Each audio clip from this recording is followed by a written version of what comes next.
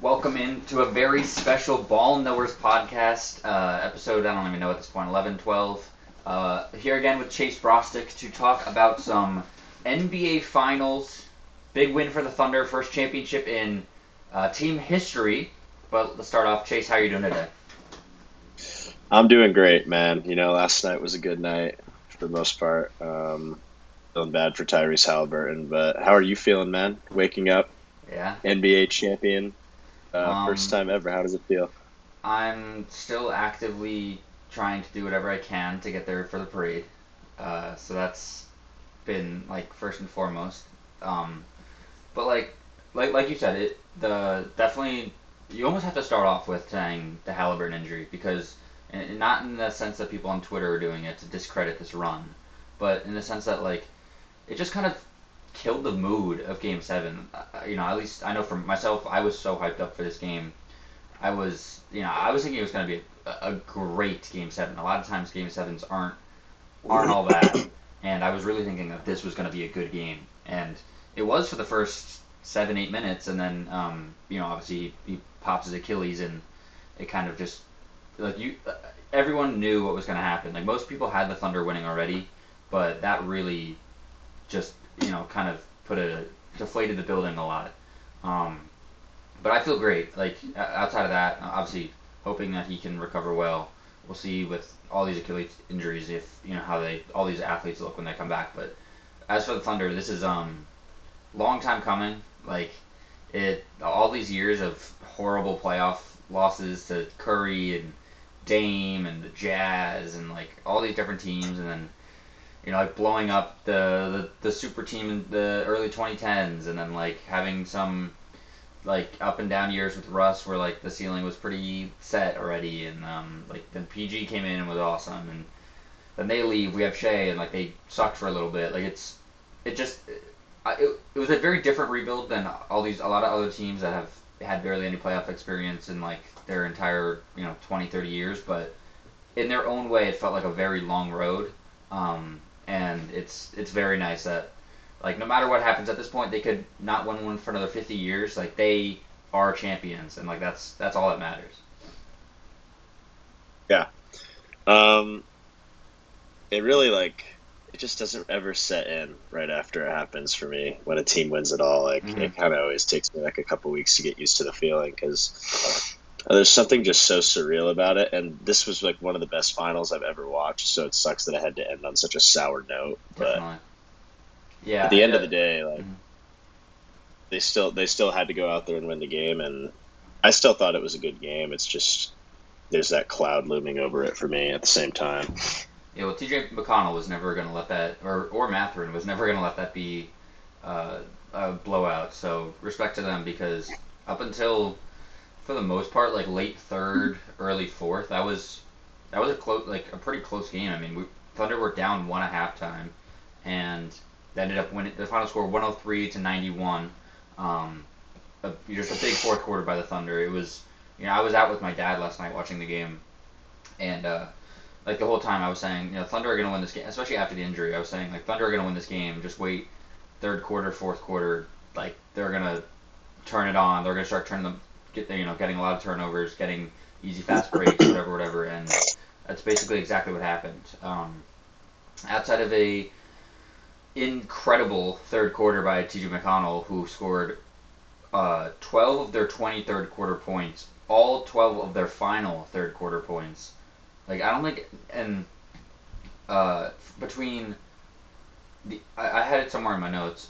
Between like the 8 minute mark in the third quarter and the 7 minute mark in the third quarter to the 8 minute mark in the fourth quarter, nobody on the Pacers besides T.J. McConnell scored. Like that. That's Yep. that's how insane it was. From 8:32 to 7:45, McConnell was the only one who scored from in the third to the fourth. Just insane. Yeah, that's just I don't even know what to say about that. That's like a ridiculous stat, and Yeah, and any, it, it, any it kind of any just team shows. that happens to is just never winning the game Yeah. because McConnell's not a guy who can score Hmm. at that high of a level. Like he was scoring all their points, but at the same time, he only had like what 12 points in that time span. So Yeah, yeah.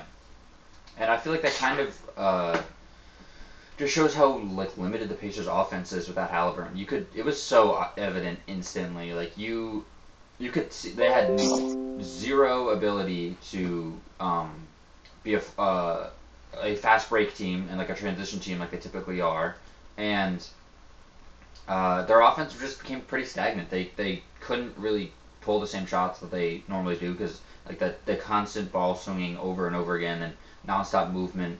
Siakam was really feeling it. Felt like he was still finding spots at times, but his like not his open lanes that he always has and sometimes wide open 3 pointers that he gets, like those were all gone because Halliburton wasn't there, and like it was I don't know, it just sucked that he got hurt because that really, I mean, he had three threes in the first like 4 minutes of the game. That was maybe the most aggressive I've ever seen him play.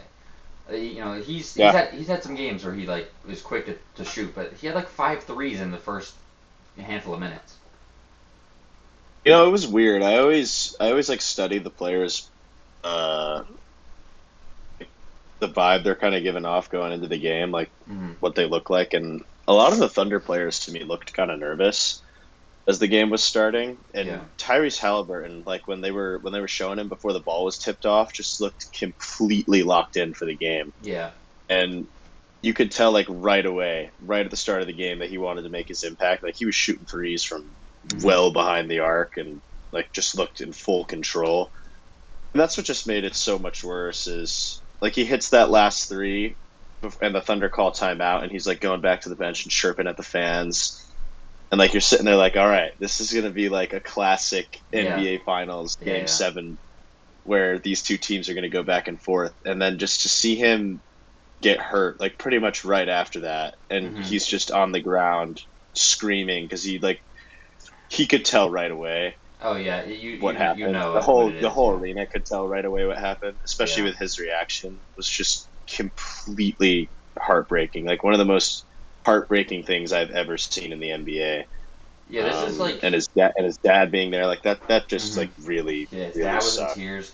It because I wasn't as locked into. I mean, I was 7 years old when D Rose got hurt. But like knowing sports history enough and like watching the old games and whatever, and like I was sort of a fan back then. Like it almost feels similar to that. That was maybe more drastic because of like what D Rose meant to the city and like he just won an MVP. It was a pretty like drastic time for him, but like it's a similar effect of like this is. I mean, he did it in the very beginning of the playoffs. This was the game 7 of the NBA Finals. Like that's imagine if like Curry or Kyrie, like yeah, perfect. Like if Kyrie had gotten hurt in that like 7, that would be like the Cavs would have lost. And Yeah. geez, it really sucks so much because I mean, not only was this going to be a special game, but they were they eased the talk was like repeat finals next season, Cavs Thunder again or Pacers Thunder again. Like that might because a weak East and the Thunder are still the best team and whatever. Like people were definitely getting ahead of themselves that way, but um, man, it really sucks. And what is that? The third Achilles tear for the Pacers this season, and like Third the Achilles third tear for the one, Pacers yeah, the third like major and star in the the East this playoffs. It's all of them wearing 0 too. yeah, They all wear that's the number a 0. weird thing. Um, man, it's just unfortunate. We can get into the game a little bit though, because I don't want to just keep harping on the Haliburton injury. I'm sure we'll get into it again later on because I do want to talk about the Pacers' outlook and the outlook of the East really at this point because now it's a really interesting conversation at this point. It was beforehand I think, but like now it's truly as open as I ever don't. before. Fucking Paulo's gonna make the Eastern Yeah, Conference I Finals. I don't don't know know. what's gonna Lamelo Ball happen might be in next the year. finals next year, man. Like what? um, but so yeah, the game. What stood out to you the most? I'll say for me, the Shea having 29, 12, and 5, 2 steals and a block. Like, didn't shoot amazingly, but we talked about this a bit yesterday. Um, I don't think that matters that much in a game 7. Like, it definitely. I mean, he went 8 for 27. That's not that good, no doubt about it. I'm not getting on here to say that he was amazing. He also went 2 for 12 from 3. So like, that's 6 for 15 outside of that. Like that's not that terrible. I mean, it's again not great, but I just feel like Game 7 is about emptying the clip, and it's not about efficiency as it is like just get as many buckets as you can. And the, like when he was not on the court, this Thunder offense just stopped. They like even when he's on the court, if he's not with the ball in his hands, it felt like they had no hope, no idea of what to do. Um, like he really had to like carry this team, and so I think that um, like without him, they were screwed, and that's why he had to kind of shot chuck a bit. But what do you think? Uh, yeah, my issue wasn't really with the amount of shots he was taking, just the fact that he wasn't making any of them. Like, I think he should be shooting that many shots. He just wasn't playing well in terms of shooting. Mm-hmm. Um, Also, like a lot of the threes he was taking weren't good shots. Even like I don't have a problem with like needing to get shots up, but like Yeah. not being that good of a 3-point shooter and just continuously taking these like halfway through the shot clock step back threes Mm-hmm. are not really good shots at all. And it felt like he was kind of farming for like this put away three the entire fourth quarter that just never happened. But Yeah. outside of that, I do agree. He played great. Like he's great playmaking this game. You know, kind of the same one read stuff that we've seen him do all playoffs was just getting open today because the entire focus of the Pacers defense has been Shea pretty much since game 3 of the finals. So Yeah. um, the defense was good. I don't. There's like this random narrative that started halfway through the finals that Shea's a horrible defender. I don't really understand where that came from. Yeah. Like He's he's not. literally played great defense all playoffs and all Yeah. season for like the last 3 years. Yeah. But From all the lead guards, like especially MVP guards of recent time, like he's among the best. He's in like that Kobe, not MJ, because MJ was like just like such an incredible on-ball defender. But like I feel like it's fair to say he's Kobe range. Probably, I don't even think it would be crazy to say he could be better one day, because I don't think Kobe was that good of a defender. But that's a whole different, that's a whole yeah, different I don't debate. know. Um, Kobe's defense is a little hard to assess because of how much the media really just loved Kobe. But yeah, like he got an extra 40 defensive teams at the Pacers when he shouldn't have, but. Yeah, back to this game. I think the 12 assists really stand out to me more than anything else. I felt like this yeah, was one of his best processing and playmaking games of his entire career. It was his most playoff assists in his career, and like like I was saying this in real time when watching the game that he was making the simple reads very consistently, which we saw multiple times in this series. He was not able to do at all. The Pacers really shut those doors to like the simple kickouts. Typically when playing the Thunder, he would just like drive to the paint and then 4 people crash on him, and now it's a wide open corner three, wide open wing three, and that was like the Thunder's recipe all season long. And in the series, they just like really did not allow that for 5 out of the 7 games, almost 4 out of the 7 games. Like they really shut down on that. But in this game, he was consistently kicking out for the simple reads. He had a couple really difficult passes. He had that one pass to Case and Wallace under the basket where he like zipped it right into him, and he put up for a little bunny shot. And there's plenty more that I'm just forgetting in the moment. But he really impressed me with his playmaking. It felt like very calm, cool, and collected each play when they desperately needed a bucket because they were the Pacers were catching up or they even took the lead at points. So yeah, did you like? Is your opinion the same on that? as far as the playmaking and the passing this game, it was I think the best game he had all year in that department. Um, just being able to draw defenders every single time that he got inside the 3-point line and make the right play.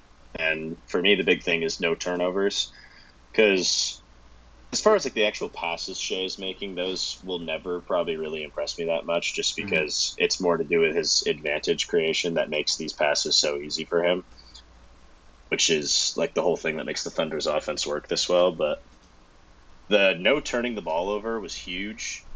Turnover differential was like one of the big things in every single game of this series. Yeah.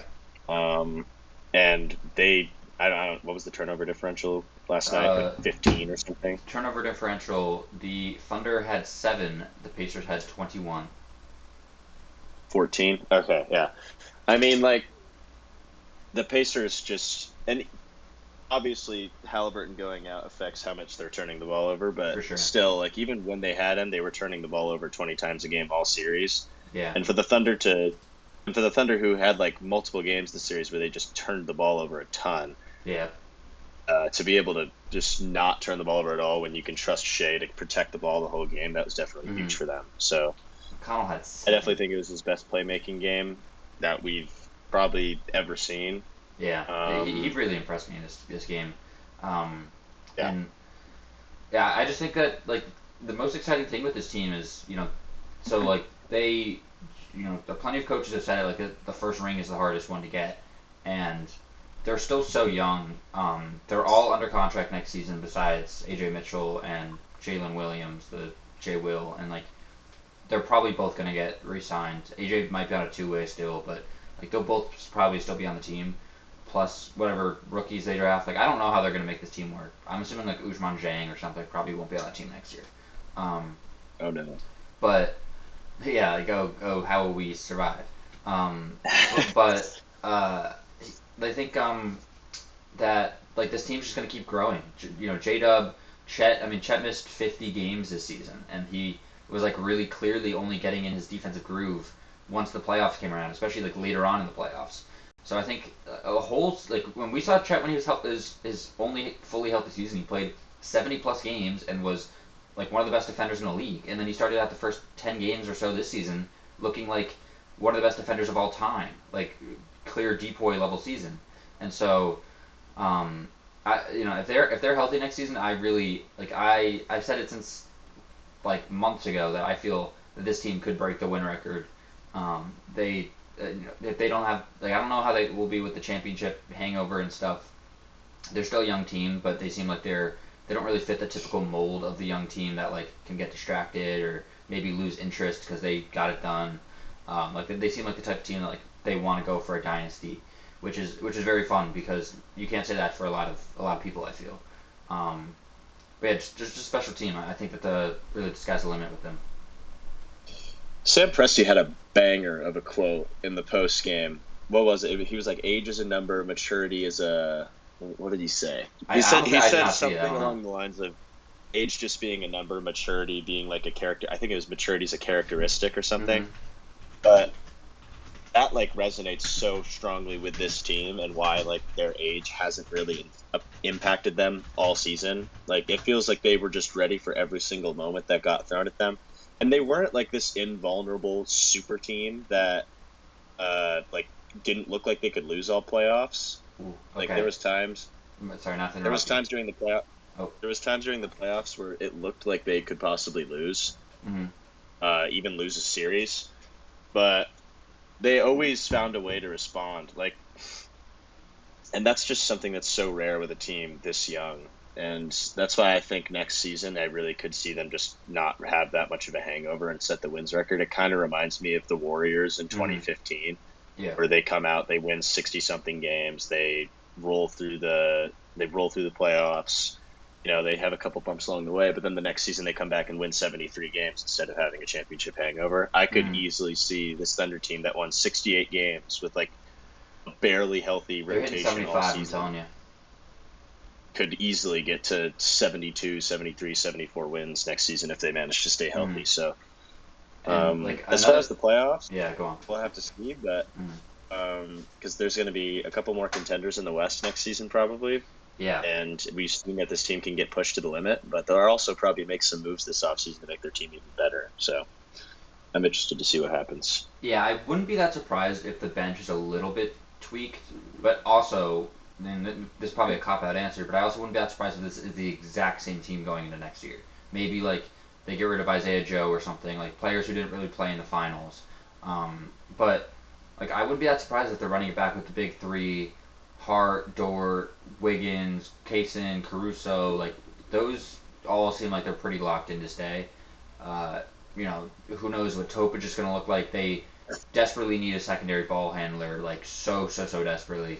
And I've seen a lot of talk recently about Shea not being the point guard of the future, like he's actually a two, which I sort of I can get that, but because of how like ball dominant the league is, like it works with Anthony Edwards. You know, he is the two guard, but he can play the point guard. And I think that's kind of what Shea's future could be if they can find like a true, you know, like set the offense point guard.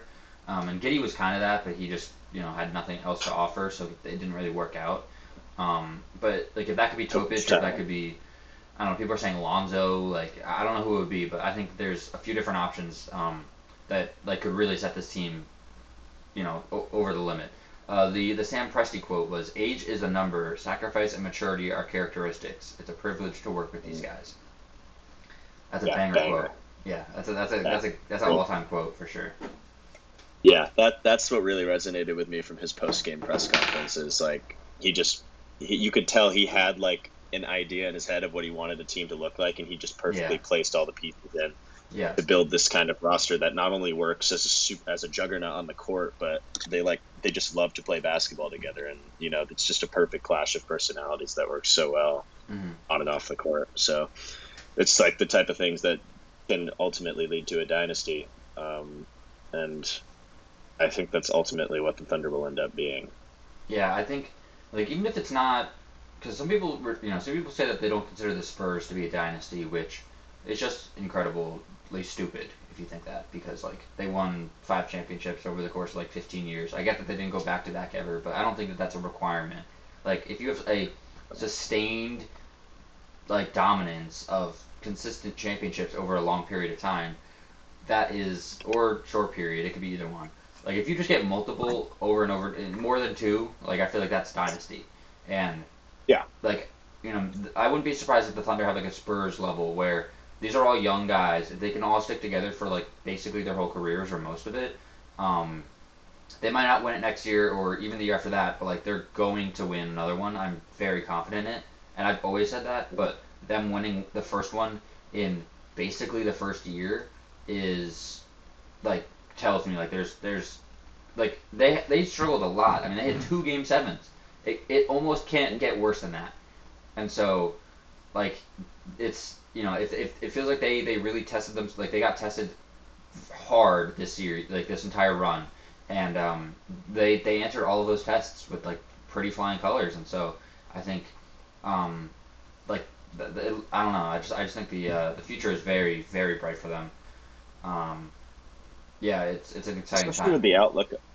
Especially with the outlook of the league, like with all the injuries that are taking out the Eastern Conference next year. Yeah, I think whoever wins the West pretty much just has like a shoe-in championship. And probably. if you look at the It's not West, even gonna go 7 next year. Like it could be ugly. yeah, because I feel like the Pacers were going to clearly be the best team in the East next year, and now you're looking at like the Cavs. I don't really trust Donovan Mitchell that much. Yeah, no. You're looking at Like New York is still in that who's after that? conversation. Like Detroit, Embiid, yeah, Detroit could be in the conversation if they Pistons, step up. The Sixers could be if they're healthy, which you're banking on a whole the lot. Magic. The Magic are going to be in there, but Will like Desmond Bane they're still take out the Thunder? yeah, they're probably too young with like they only have 1 playoff series, or I guess 2. I mean this year barely counts, but like they have like 1 like good playoff series to really look at. But yeah, I don't trust the Magic to be like true on finals contenders. I think that they're like sneaky. Like we'll see how the regular season goes and the rest of this off season as well, because they could definitely round out their team a lot better than it is now. Like I could see like the team like the Hawks. I mean, obviously they had the 2021 run, and the team's different now, but they're like very set up to be a surprise good team. If someone like Jalen Johnson could take a huge leap and become like an All NBA like level player, All Star lock type of. I mean, he's could borderline be an All Star starter next season. Like with how weak the East is. No more Tatum. Like there's it's the All Star East team is going to be terrible. And it's going to be a really interesting year. You're going to see Jordan Poole like the first guard off the list. Yeah. But I have as for the Thunder. Oh yeah. Go on. Oh yeah, go ahead. I have about 100 bookmark tweets of different stats and things that I want to bring up. You mentioned the turnover differential earlier. The highest turnover differential by a single team in a playoff run. The Thunder are first with a plus 131 per game is a plus 5.7 in 23 games. The next closest is the 2019 Raptors at plus 79.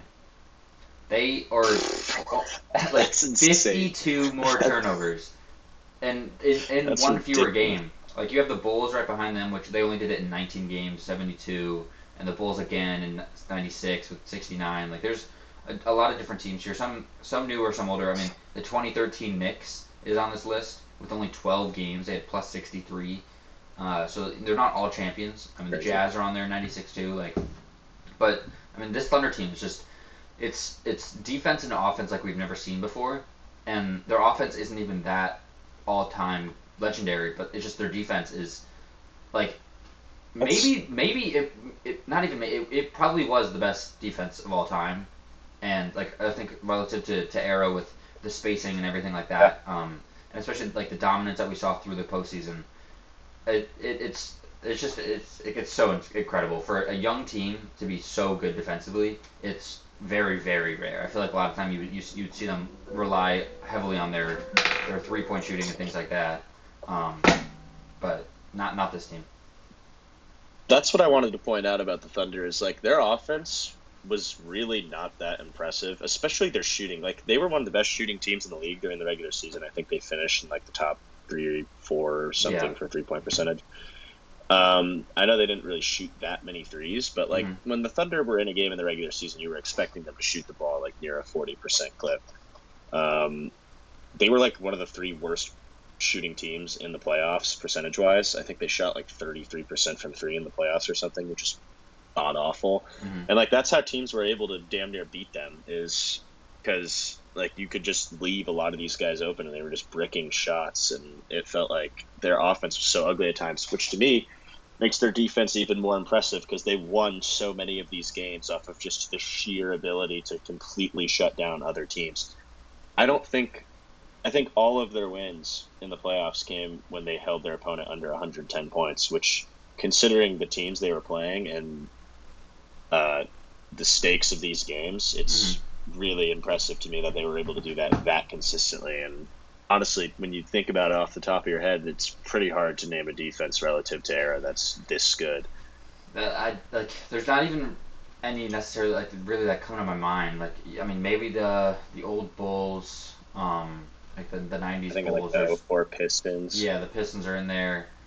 some of the Like Spurs yeah, one of defenses. some of the Spurs defenses are in there, but yeah, like you said, relative to era where the shooting is so different, the spacing is so different. You can't have two guys or three guys in the paint, just stopping mid ranges and rim runs. Like it's incredible, and they're doing it not just by getting stops, but by consistently getting turnovers. It's it's just insane. Like it's some of the most unique and fun basketball I've ever watched, and it's just very exciting to be a fan of. There's a player I want to shout out in this game. I could have easily gotten discouraged at the start of this series. Case Wallace, man, he had some like I don't know why it felt like this, but he had some like huge moments in this game. It felt like every time the Pacers were kind of starting to like go on a Hmm. run, or kind of starting to get things close, Case Wallace would just like smack a huge three, Yeah, or he had three like he big had the fast steals break. Yeah, too. he had a bunch of steals at the start of the game. He had like big fast break layup. And this is a guy who went from like starting lineup at the beginning of the series, playing like the worst basketball I've seen him play all playoffs, Yeah. to getting damn near benched to having two huge games at home in the last 3 games of the series. Hmm. Um, so that was just really cool to see. Especially he like just turned legal for drinking age, Yeah. so he's barely even allowed to drink champagne in the locker room with the guys after winning. And he had like two of the best games he's had all playoffs in the Yeah. last 3 games of the finals. That's just so cool to see from him. So Yeah. He I just wanted to shout him out. yeah, basically our six man in this game because I Harton like he only played 18 minutes, and so like you said, you hit two big threes. I mean, you know 10, 2, and no assists, but three steals. Like it's kind of a like whatever game, but those steals were huge. He had back to back steals. I think like on literally back to back plays on defensive rebounds missed shots from the Thunder, and like the Miles Turner or whoever grabs the rebound, and he just would walk up and just like smack it out of their hands, and gets more opportunities for the Thunder. I'm pretty sure one of those, at least one of them, led to a 3-pointer. And like that's the kind of swings that are just like just deflating for the Pacers, where it's like, dude, I literally had the ball in my hands, and we could have gone and scored on our own, and now they're hitting a three. Like that's a 5 or 6 point swing. He's just like an ultimate hustle player. It really feels like him playing with Caruso is is it like, similar to how Chris Paul playing with Shea. It's like he can teach him how to like read offenses and be a leader and whatever. Kaysen getting to play with Caruso is going to be so huge for his career, especially over the next few years, because they're going to stick together for probably another 2 years or so. But like for just like these early few beginning years of Queso's career, he can just really get to like get the spacing of defenses better, getting his hands better. Like, that's Caruso's best thing is how easily he is able to just pick you out of the cookie jar, and like that's Casey Wallace is fantastic at that as well, but he's only getting better. Yeah, just he had a great game. Like you said, those 2 threes were very big. The thing about Yep. hitting threes like that, and the thing that makes Caruso feel like finding a bottle of water in the middle of the desert, is like the Thunder like just never are able to shoot the ball these playoffs, and then Caruso will just come into the game and all net 2 threes, and like all of a sudden it just feels like their offense is flowing. That's what kind of Case and Wallace felt like today, and Caruso did it as well in the first quarter. Like he comes in those 2 threes after seeing them brick so many in a row, or just like it really just gets the offense going again, even though on the stat sheet it really looks like he didn't do that much in the game. So, yeah, moments like that go like pretty unnoticed as time kind of wears on. But I was really impressed with how he played last night. Caruso is the 3rd bench player in NBA Finals, 20 plus steals. Only Manu and Michael Cooper had more, but I'm pretty sure. I thought I saw something that said he actually broke the record, because that was like mid-game when that happened. I'm pretty sure he did break the record. I did not bookmark the tweet though. He had 3 steals last night. Yeah, he had 3 steals in almost every game of the finals. I think he had 1 game or 2 games of that with 0, but every other game I think he had 3. That's crazy. Like he was so consistent, such a spark plug off the bench, and throughout like the entire season, and especially in the playoffs, the talk around should they be running double big, is it worth it? Like, is it even that good of a lineup? And if not, like, who should replace them? And obviously they went with Case and Wallace in the finals, and he was their other starter during during this season when Hart or Chet were out. But and a lot of people are saying it should be Caruso because he is the best player, not starting.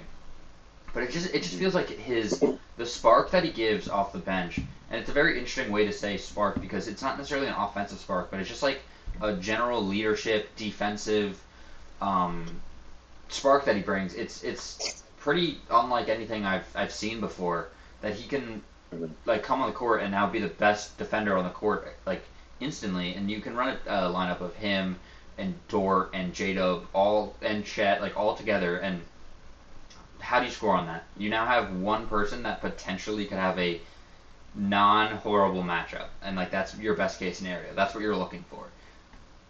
They were switching so well. Like we didn't even mention Chet yet. His defense yesterday. First off, he turned around the offense, like we haven't seen the entire series. He finally hit a 3-pointer, which was awesome. He had 18 points, 8 rebounds, 5 blocks, and a steal. He was all over the place. He was crashing the board so well. He was getting downhill to block shots consistently. And like I said, the switching from this game, the Thunder aren't always a team to switch because they have such good defenders that they don't really need to. But in this game, they were willing to, and man, Chet was just all over the place. They could not enter the paint at all. A special game from him. He really showed out today. That was awesome. Yeah, that was the other player that really stood out to me was Chet. Like Shea doing Shea things in terms of being the best player on the team. A-Dub kind of doing things he usually does, being the second fiddle. But Chet was like compared to every dictator I can think of the last like week because of how horrible he was playing. Yeah. And to see him bounce back in the biggest game that he may ever play, Yeah. this at this stage of his career, after all he went through this season, just felt like such a fitting end Hmm. to the season he's had. You know, he's been through a lot at the start of a young player's career in terms of injuries. He's already had to miss so much time, Yeah. and so it was really nice this playoffs just to see him like tough through like all the potential injuries that he had. You know, just getting thrown around and twisting his ankles and just continuing to grit it out and to make it all the way to this final game after really struggling like pretty much this entire series, and to probably like not probably his best offensive game he had all playoffs, but it's up there. Hmm. And then just to have an absolute defensive masterclass was just really special to watch. And it's this team is going to be something else in the years to come because this is probably the worst version of them we're ever going to see. And that's the scariest thing to think about because, like, this is, one of the best net ratings ever, one of the best defenses ever, such a dominant playoff run, blah, blah, blah, blah. Like, you know, one of 14 teams, I think, to get this many wins. Um, or 7 teams or something. I forget what the number was. It was a few months ago when I saw that. But, man, it's scary to think, like, this really could be, barring a James Harden level trade where they give up one of the big three. I don't think that's happening though. I think Presti learned from that the first time. Um, Yeah. it's Oh, it's 100%. yeah, it's pretty crazy. You said you mentioned J Dub and like how he's kind of just like a gap filler. He just kind of like is able to do everything that Shea doesn't. And it's like they complement each other so well. Most points by a duo in the finals since 1976. LeBron and Mm-hmm. Kyrie in 2016 with 398. Shea and J-Dub with 377, and then MJ and Pippen in 93 with 373. That's In 6 games, yeah, flipping that like MJ and that Pippen. that's the yeah, right. My goodness. But that's the company that they're in. Like they're already one of the best. Like not of all time, but like this was one of the best duo playoff runs and seasons ever.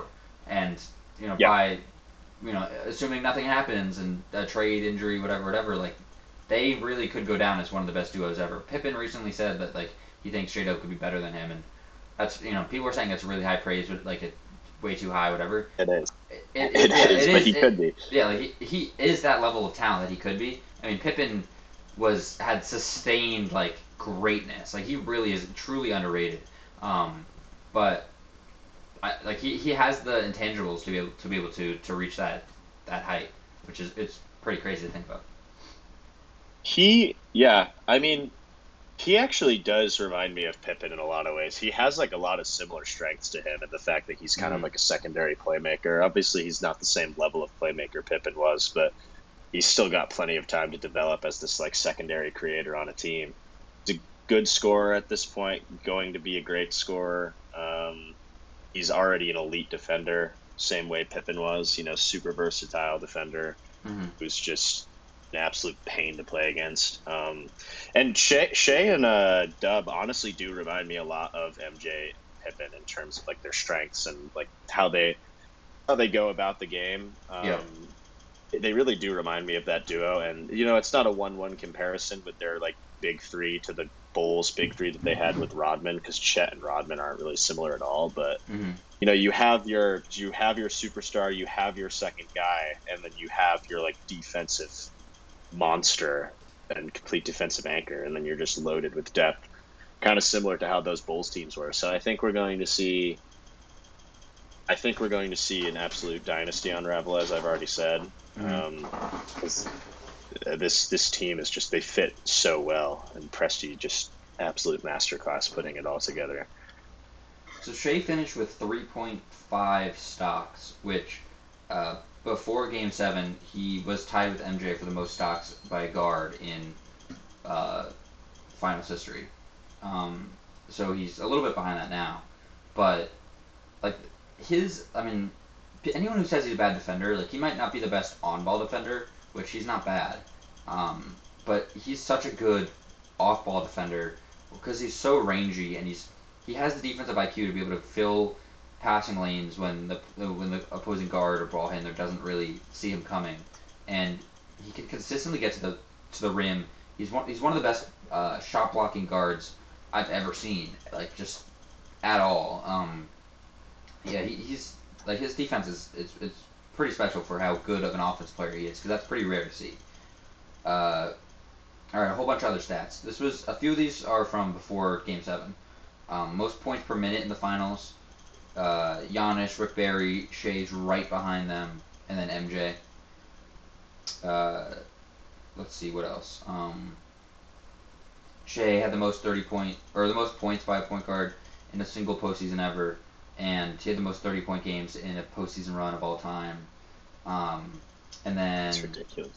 oh yeah, so he scored 3,172 points in this season and playoffs. It's the most by a player since MJ. The only players in NBA history to record 650 points, 130 assists, and 35 steals in a playoff run is Shea, AI, and T Wade.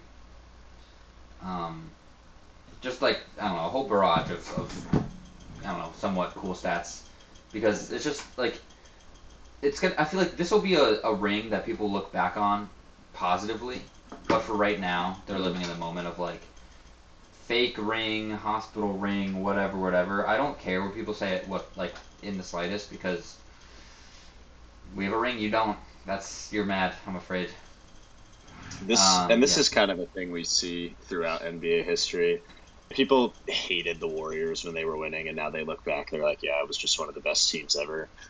I haven't really seen a ring get accepted in real time outside of like the Cavs in 2016 because everybody wanted to see that like all-time moment happen, and like the Bucks in 2020. But even the Bucks in 2021, people were like, oh, but what if the Nets didn't get hurt?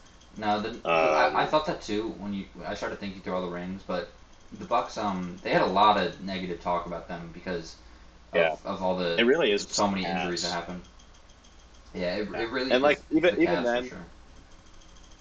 that Bucks ring, like people look back now and they're just like, yeah, it was just like a special playoff run from Giannis, and you can put an asterisk on Hit 50 in literally Game every 7. single championship ever. Yeah, at 50 points in a finals closeout game, it's like all time moment. I don't know why people are hating on that, but Or games, like Game as 6, yeah. over time, like people just get used to these things, and you could put an asterisk on every championship in every sport ever. So Mm. it's kind of just something that with time people will get used to the fact that the Thunder are champions, and they're gonna have to probably get used to it a couple more times. So it'll Yeah. be something that ages well, in my opinion. Only 4 players have won an MVP, scoring title, and championship in the same season. Kareem in '71. MJ did it 3 times. Shaq in 2000, and then Shea. Yeah, like that's just so ridiculous. And then Shea this year. Michael Jordan, Yeah. this And like I think for Shea, scoring titles and MVPs have not been. It's pretty hard to get like consistently do both of those or either one. Um, I feel like the hardest one might be championship for him because I do think that he could definitely get at least 1 or 2 more scoring titles in the next couple of years, especially like if like Luca is hurt for a little bit or I mean is the 65 game requirement on the scoring title as well. I'm not sure, but Shea's never been one to struggle with injuries. Well, that's what I'm saying, because I feel like if Luka does make it to the game requirement, once LeBron is gone, he's probably going to just be completely launching shots in LA, Yeah, and he's probably probably. going to average like 35 points a game. But Yeah, but Shea's gonna be like just a consistent. I mean, he has been a consistent 30-point scorer for 3 years now, and that doesn't look to change yeah, at all. So like, I could see him doing it again. he could, Now I do think that he there's could, another MVP in his future. Like he, people saying like oh, 100%. award bias or whatever from Jokic, he deserved it. Like he'll get it again soon. I don't know if Jokic ever wins another one. It's really hard to get like once you like that once you stop getting one, it's hard to get back into it. And Jokic will be fantastic next season. I wouldn't be surprised if he gets another one next year. Um, If a 30-point triple double can't get you an MVP, yeah, it's like not looking good for your chances yeah. going I don't. forward. Perhaps he has to average a 40-point triple double or something. I don't know. Um, Only player since 1980 to be 3-time All NBA, First Team MVP, and Finals MVP over a 3-year span. Larry, Magic, MJ, Shaq, Tim Duncan, Kobe, LeBron, Steph, Giannis, Shea. These accomplishments, and I think it was Kendrick Perkins who said this after the game last night. It was like a very Oh, rare Kendrick Perkins. That's actually a good take moment from you. yeah. It kind of like all these accomplishments in one year kind of immediately put you on like this all time like legendary type of level. Like Mm, once Giannis had all these things, we kind of started considering him this all time legend. Once KD had all these things, we started doing it. LeBron, Curry, all these guys in just the last 15 years who cemented themselves as all time legends once they completed this mm-hmm. kind of I have everything in the trophy case. And you know, Giannis accomplished this at 26 as well, but he never had the outlook that Shea has right now. Like when Yeah. you saw the Bucks, you're kind of like they could do it again. But when you see the Thunder, most people are like they will do it again. Mm, So I think honestly, you're rattling off that stat about like all those accomplishments in the same year, and Jordan's done it 3 times because of course he has. yeah. Um, Shea could do this 3 times. Like, is it going to happen? Probably not. Probably Winning not. that many Yeah. MVPs is pretty There's too unlikely. many good players. But I could easily see him doing it again. Yes. I don't know if like next year would be when it happens. Mm-hmm. But I could see him doing it next year. I doubt he'll win MVP next year because of how much like backlash the voters got for even giving it to him this year, which Yeah. is I its don't. own I issue. think it's definitely possible he wins it next year. I don't think it's. I don't know if I'd bet on it. But I do think he's gonna win another one in his future, and I think people over time will start to like the narrative around him and his career will change when like you kind of put into perspective like how young he is and the level that he's reached so quickly. I mean this like and it's not even just somebody who came in the league year one and was killing it. Like how MJ came in and people like Mhm. rookie year they were saying already he was one of the best players in the league. Nobody was saying that about Yep. Shea until like year five, and Yeah. so I think like even when he first averaged 30, nobody even talked about him. Like nobody cared. And then it wasn't until the Mhm. second time when they were actually like play in first seed level team that's when people started to care. Um, I think that his career will like I said the outlook and the narrative will change drastically. I think I'm I said before this season that I think he's got like top 15 level all time like at Easily. minimum. Yeah. And then in January when he started getting those 50 pieces, I was like, he might be top seven all time outlook. Like he could be better than Kobe, and I wouldn't be shocked at all. Like this is if because I'm pretty that I'm came pretty out of high on nowhere this Kobe, season. but Uh, I'm pretty uh, high on Kobe, but I'm also very okay, high on Shea. yeah, So I don't um, know. yeah, I I think could see Shea going anywhere like near the top 5, depending on how his career plays out.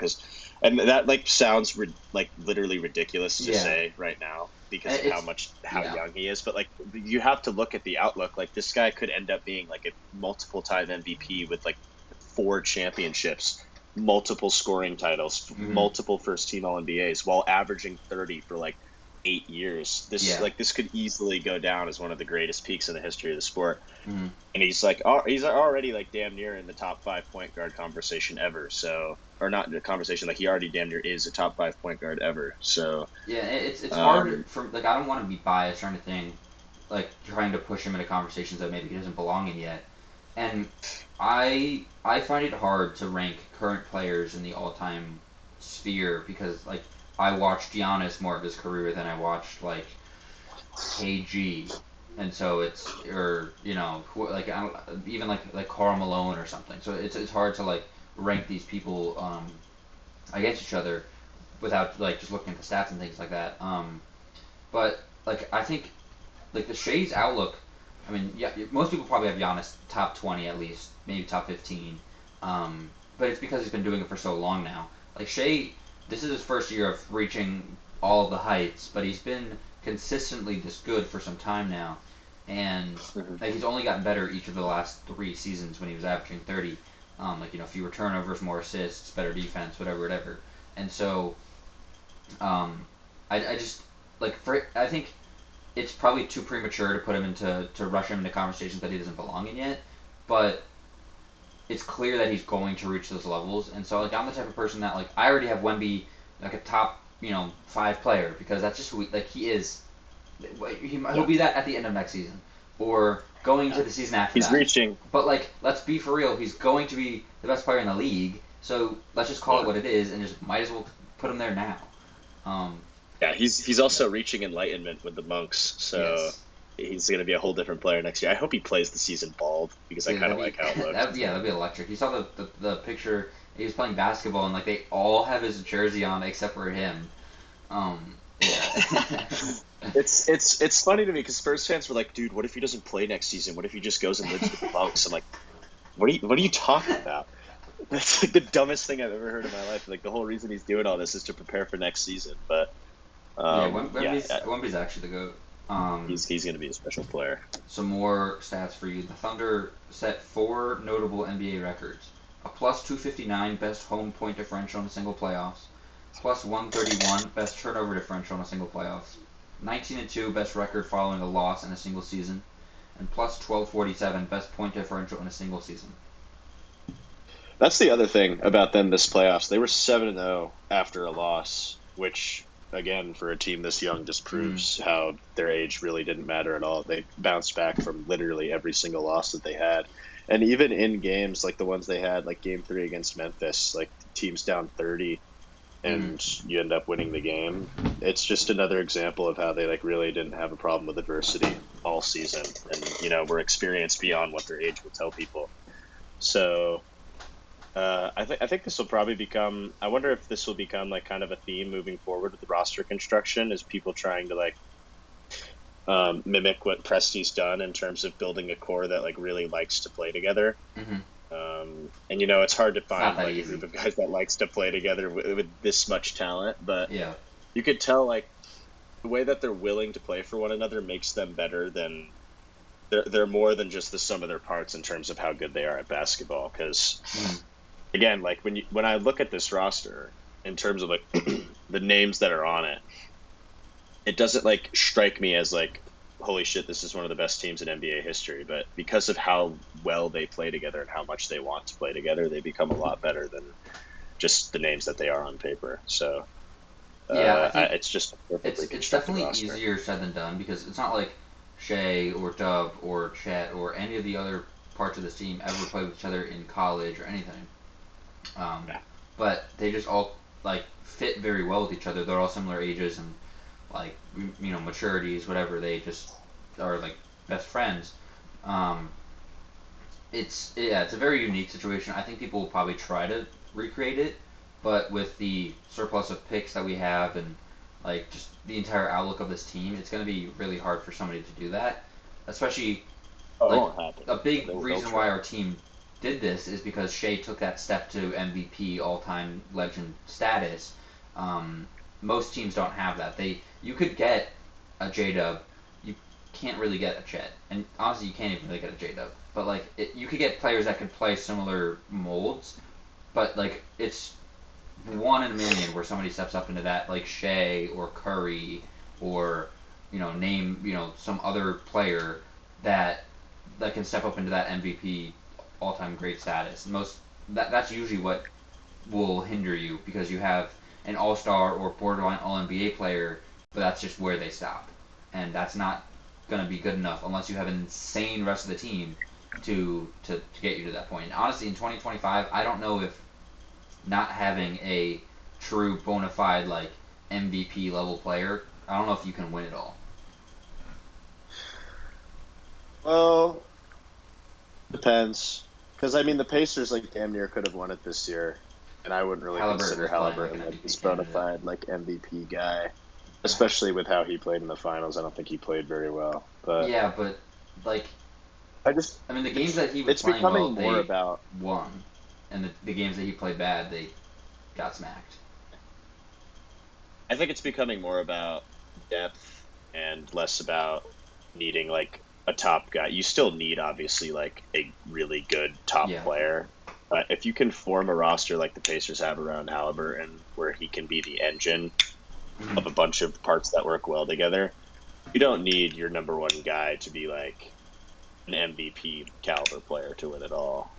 And I think we'll see teams also trying to do what the Pacers did, which again, a lot easier said than done. But Um, yeah, I don't think you need like a bona fide MVP guy to win, but it does really help, I think especially in game with the sevens. Pacers though, the reason that they because Haliburton is an all NBA second or first level player. Obviously, he didn't reach it this year because he had a terrible beginning of the season. But from January on, he was an MVP level player, and he was throughout the most of the playoffs.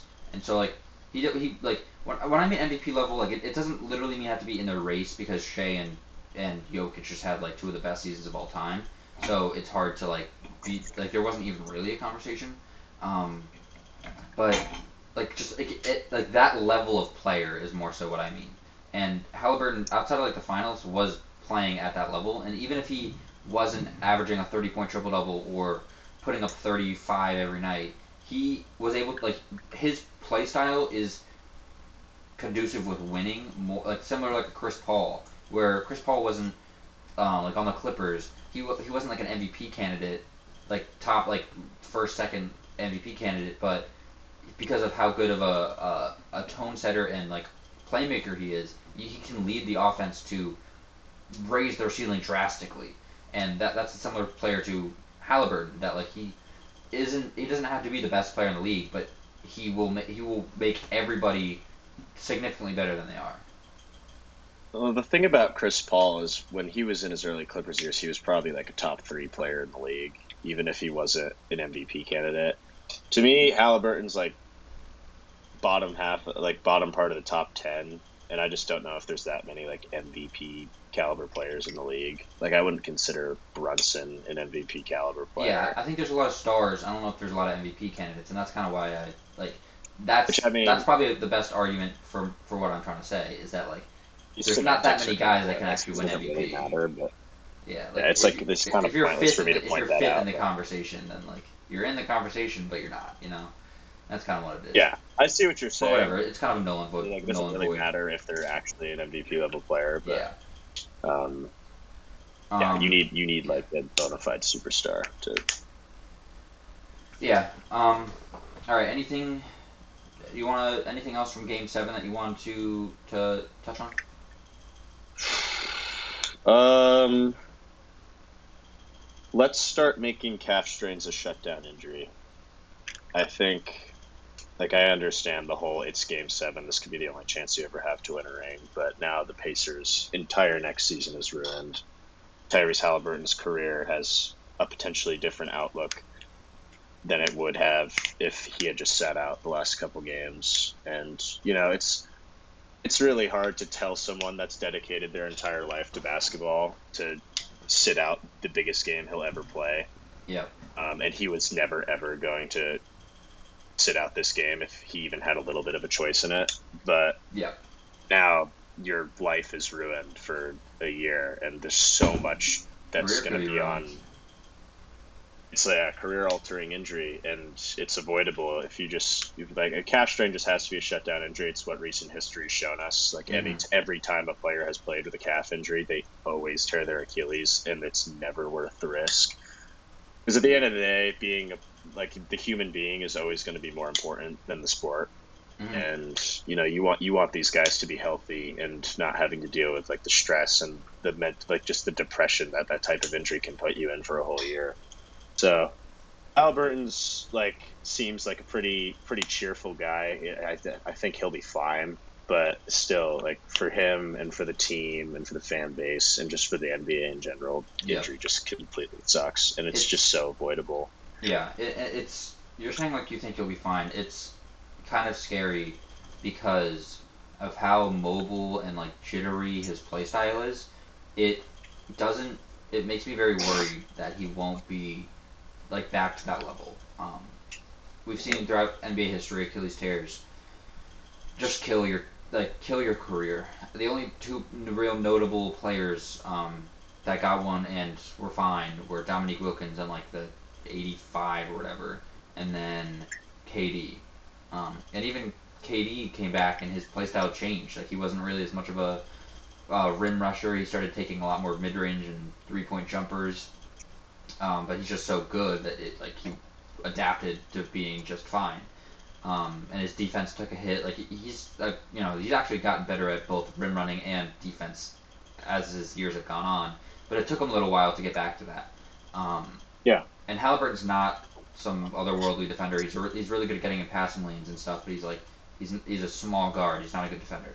Um, and like he relies heavily on like fast sprinting, getting out on offense fast. Like I don't know, it's very scary that this could majorly affect that, and it's going to be at least a year. I mean, especially with how he tore it as late as you possibly could.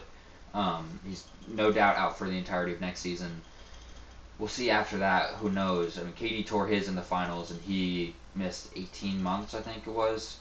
Yeah.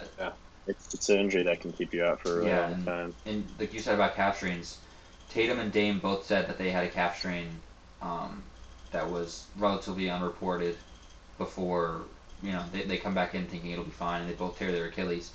It's just like let's be done with this, because I remember growing up, Achilles tears were like the old man injury. Like it was when you're 34, you tear your Achilles because of like the wear and tear of your career. And now we see guys that are 25, 24, 26 tearing their Achilles, and like that's just like scary. I don't even know what the word, like I don't even really have the words for it, because it's just frightening with the outlook of the league. I don't know if they like what needs to happen to change that, whether it's lessen the amount of games they play, or I mean shorten the minutes in the game. I hope that doesn't happen. But so, like something does need to change, because this is going to keep happening. There's a whole other conversation around this that goes a lot deeper into like youth sports and kids becoming specialized in one sport at a young age, and how it might actually be impacting their health later on in their career. That's definitely a huge factor in it. Which is like a whole conversation that you could go into, but it's definitely something to think about in terms of shortening the season. And I know it like completely messes with the history of the game if you go and shorten the season to like 62 games, but I think if they did like 70, I think that would be big. Like I think even 70, and like even if that you would do go to space out. 70, like no more back to backs. Every game you have at least one day of rest. A lot of the time you'll have two. Like we don't need to have 12 games every night. We can have nights where there's 5. Like if there was 5 or 6 every night, that would be fine. People would live. Like that's the thing. Like 12 NBA games in a day isn't even good. Like you can't watch those games. Yeah, I don't even know what happened in you 5 only of need them. a couple. Yeah, you only need to have like 4 games a day, and your like whole schedule is filled up with NBA basketball, which no one even has time for all the time. So yeah, you don't need like even if you went down to 70 games and every team has rest between their games, like the history of the game is getting messed with. But like I said before, like the people have to come before the sport. So yes, like if it can help people stay healthy, then like if it can help people stay healthy, then it's what the league has to do. So I think something will change in the next handful of years. I think the players will probably make a movement to be like, hey, you need to look out for our health, because like with the Haliburton thing, I get that this was their best chance.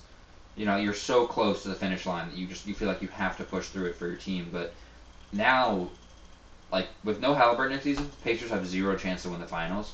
And now we're talking 2 years from now when he comes back. Who knows if he's even like ready to come back then? It might be an extra year where he's fully back to himself. So we're 2-3 seasons out from like him being back to his peak, potentially. This entire team is different at that point. Miles Turner might not even be on the team. I'm sure he'll be in every trade rumor forever anyways, but like he's a Laker in heart since 2015. He's been there. Yeah, so. I've actually seen him in a Lakers jersey more time than I've seen him in a Pacers jersey. So like who knows what happens with his team? Maybe Rick Carlisle's not even there anymore. Like it's a weird scenario that they're going into, because they had a very win now and like next year kind of team, and now that gets thrown out the window. And they don't really have the assets. Like I don't really know how many teams are spamming the phone for Nemhard or Neesmith. Like I mean, people would call for Siakam, but I don't think the Pacers are about to blow it up. Like I don't think they'll do that just yet. This is the worst part about it. Is like we're gonna look back at this injury probably as like one of the bigger what ifs of this decade, and like truly just like one of the most unfortunate sports moments ever. Yeah. Because to be in the last game of the season, you're 48 minutes away from either like a championship or not, and then you have a whole off season to recover. Mm. For it to happen then is just like I saw so many Pacers fans. I have a bunch of Pacers mutuals that I like really respect their takes, and it's just like so heartbreaking to see how broken their fan base is because Yeah. they know that their window is it's could be completely closed, Mm-hmm. It and probably that's is. all because of one moment at the very end of a season. Mm-hmm. Yeah, it's very unfortunate. And like, there's nothing that can even like, there's nothing that can be done now. It just, it's man, it really does suck a lot. I don't, yeah, I don't envy the Pacers situation right now because if you're the GM, like I think if they made some trades to move off Turner or to like I don't even know what they do, but like if they did make the decision that like this current roster is done, I would understand it because like you're not competing next season and you don't have the youngest team. I mean they're not like super old, but a lot of your more core pieces are like nearing 30 or at 30, so like I mean, it would make Yeah, sense, especially with how like you potentially 2 years away from Haliburton coming back to play. Like, man, it this team sucks so was much. this team was 100% built to win now, and they probably would have been back in the finals next season if they had been healthy. I But wouldn't be surprised at all. I probably like I took the Thunder winning the finals before the season started. And made a lot of money yesterday. That was good on betting. But I saw that. yeah. But like, uh, I think I probably would have taken the Pacers if I was betting before next season. Like, it's a little chalk to say Thunder Pacers again. Honestly, I don't even know if I'd bet on the Thunder to make the finals, but I probably would bet on the Pacers because, like, the only team that's really standing in their way next season would be the Cavs. And, like, if the Cavs, I mean, at this point, you're probably just saying, let's run it back. And they were looking to trade Garland or Allen or, like, make some moves. And now you probably don't even have to do anything. And you're going to be the best team in the East maybe by far. And Yeah, like I it's the mean, East is going to suck like next yeah, year. the Like it's Cavs might going to be win. bad. The Cavs might win 65 games next season, and like the next closest team is at like 50. Like it's gonna be You know, crazy. I pray Embiid making a conference finals would be one of the funniest moments ever on NBA Twitter. I like seriously need that to happen, not just for like all the memes that would come from it, but Mm, just because like I really would just like to see Embiid catch a break for yeah, once. Um, if he's healthy next season, the Sixers like will make the finals. You know, bookmark it now because like the East is so weak, and when he's is healthy, that Sixers team is so different. You know, with Jared McCain having an extra year, obviously coming back from injury, but he was so spectacular this season. You know, Maxey being a probably an all star next season. With how weak the Eastern guards are now, um, like I don't even know if they'll have Yabu still, but like if Paul George can be even slightly okay, then like that'll be huge but for not them. have Brian. They should whether they get VJ or Ace Bailey or trade back for like Cam Johnson and some picks or something. Like they have a few different avenues they can go to here. The Sixers could totally take the East next season, and that wouldn't shock me that much. The most shocking thing would just be if they stay healthy. Yeah. And it's always the what if with the Sixers, and it's gotten to the point in Embiid's career where I'd be pretty surprised if he stayed healthy through a full season in the playoffs. Yeah, Because like even coming into this year, their whole mm, thing was like Embiid's not playing back to backs. Embiid, we're gonna make sure Embiid makes it to the playoffs this year, and then he made it like 20 games, and they were like barely even gonna make the playoffs, like when he was playing yeah. because he was barely playing. And the Paul Yeah, George, like looking back, the Paul George the sign was it a signing or it yeah, was a signing, signing, wasn't it? yeah, The Paul George signing was just a bad idea, and hindsight's 2020, but yeah. Paul Clippers, George is Ballmer like really knew what he was doing there. yeah, it's the Sixers are gonna go down as another big what if from the last 10 years, but it is what it Yeah, is. and yeah, this playoff run really like does seeing what the Pacers went through, or the Thunder, or like the Knicks, like does seeing any of that make you think, like, if that was the Sixers, if you replace them, could you see them actually doing what the Pacers just did? Next season, like Yeah, if they were healthy. yeah. Oh. Like I can't either. I can't picture Embiid playing 20, 25 straight games, going to 7 potentially, and then the next series like starting 2 days later and going to 6 or 7. Like it's I don't Um, see that from them. uh, and that's the thing about the Sixers too. Like the Pacers are so well constructed as a team that like Haliburton can play bad, and because he's like so good at playmaking, they're Hmm. still going to be fine. Yeah, Embiid, the Sixers, Embiid has to score 35 points, or the Sixers are going to lose. yeah. And like that's just so much more pressure on your superstar than the Pacers have with Haliburton. So Hmm. I don't know. It's just they have a funky roster construction. So I would be shocked if they even make a run at the Eastern Conference Finals, even if they're healthy. Yeah. I Um, don't disagree. yeah, they just have a weird roster. Uh, do you want to talk? Because we didn't get to talk Game 5 or 6. Do you want to talk about that? Like, it's kind I of actually didn't watch Game 6. I was waiting for didn't my miss roommate to much. get home to watch it, and so we recorded it, and then we're gonna watch it after the game was already over. And then Hmm. he got it spoiled for him at work, and he came home, and I woke up. I took a nap before the game, and I was Yeah, like, "Are you ready to watch the game?" He's like, "Dude, we got plowed." I yeah. was like, "Oh yeah, all right." So I didn't even watch that Dude, game at starters all. didn't even play in the fourth for the Thunder. Um, yeah, I mean we can. Yeah, since you didn't watch it, we don't have to talk about it. But like, it was the T.J. McConnell game. That's what it'll go down as. I mean, he had just the most electric third quarter I've ever seen in my life.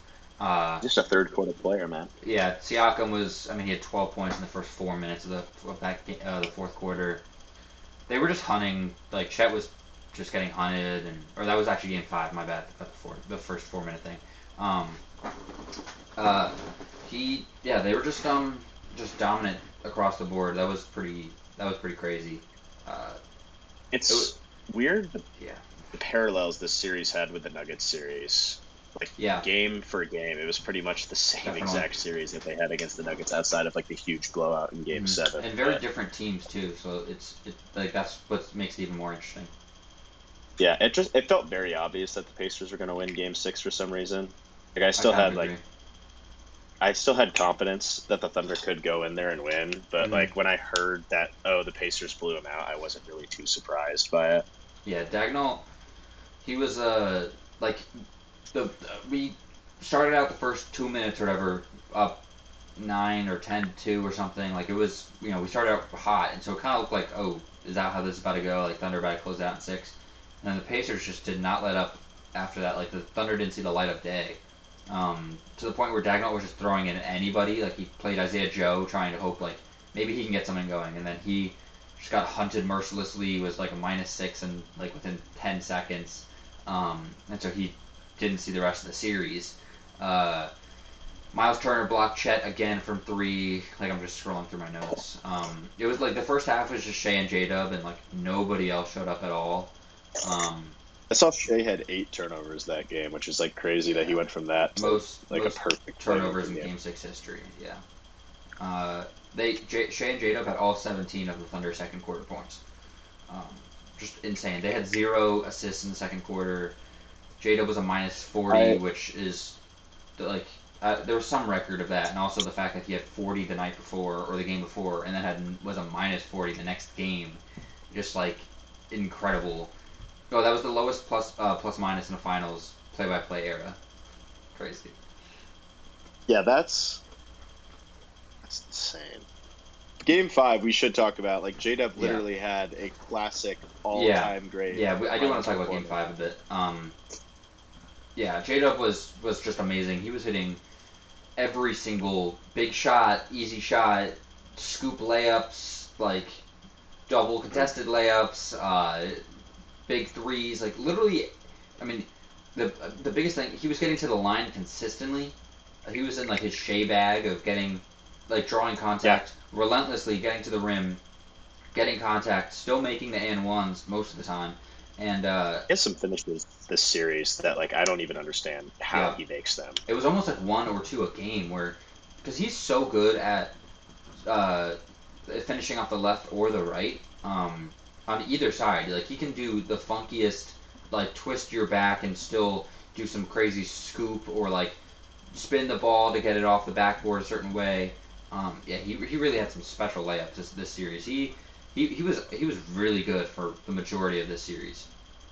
He had one at the end of Game 7 where Benedict Mathurin was coming up behind him and like Yeah, I never looked sure. like the most surefire chase down block I've Mm-hmm. ever seen. And he's in the air. But Benedict comes down on the ball and then he just like keeps pulling it down and then just plays it up, banks it in. Yeah. And I remember sitting, my jaw dropped. I was like, dude, how is that even possible? That looked like a surefire chase down block. But he Mm-hmm. had like probably like a good handful of those throughout the series where it's just I don't understand how he makes those types of shots. He's one of the weirder finishers in the league. Game 5, OKC had 27 stocks, which was the most in NBA history. Um, in a finals game, I think it was. Um, yeah, they just like the Thunder played really well that game. Aaron Wiggins was hitting huge shots. Cason Wallace was hitting a couple big shots. Um, yeah, like all the role players for the most part were showing up big there, and that was a fun game to watch for sure.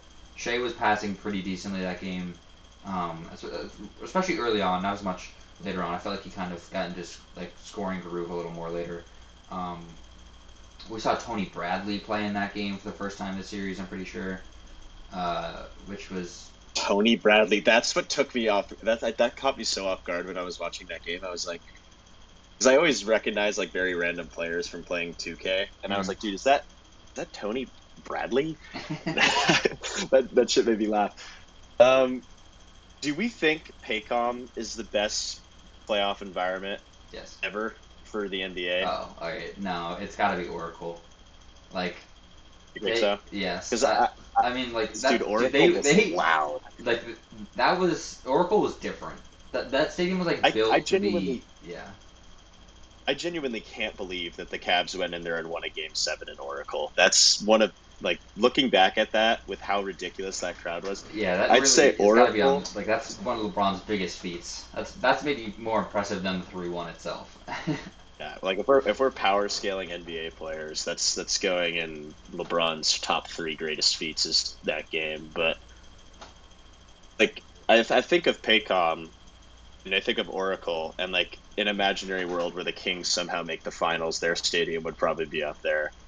But I think there's a handful of small market teams. Like Indy was a good example of that this season, where um, maybe like an underrated uh, playoff environment or just like regular general stadium environment. The Pacers have. The Kings definitely. The Cavs had a crazy playoff environment this year. Obviously, the Knicks do. But yeah, the Thunder have like it's called Loud City Blazers, for a reason, and like it's no joke. They are pretty insane. Yeah, I love Paycom, and they're building a new stadium soon, and I can only imagine that they're gonna build it with like a better design to be even louder. Like they're probably gonna make it more of a bowl or something. I'd imagine. Yeah, that's gonna be that'll be really fun. yeah, they're But starting to catch up to the Moda Center for sure. are they? Um, interesting. Rip City. Yeah, no. Um,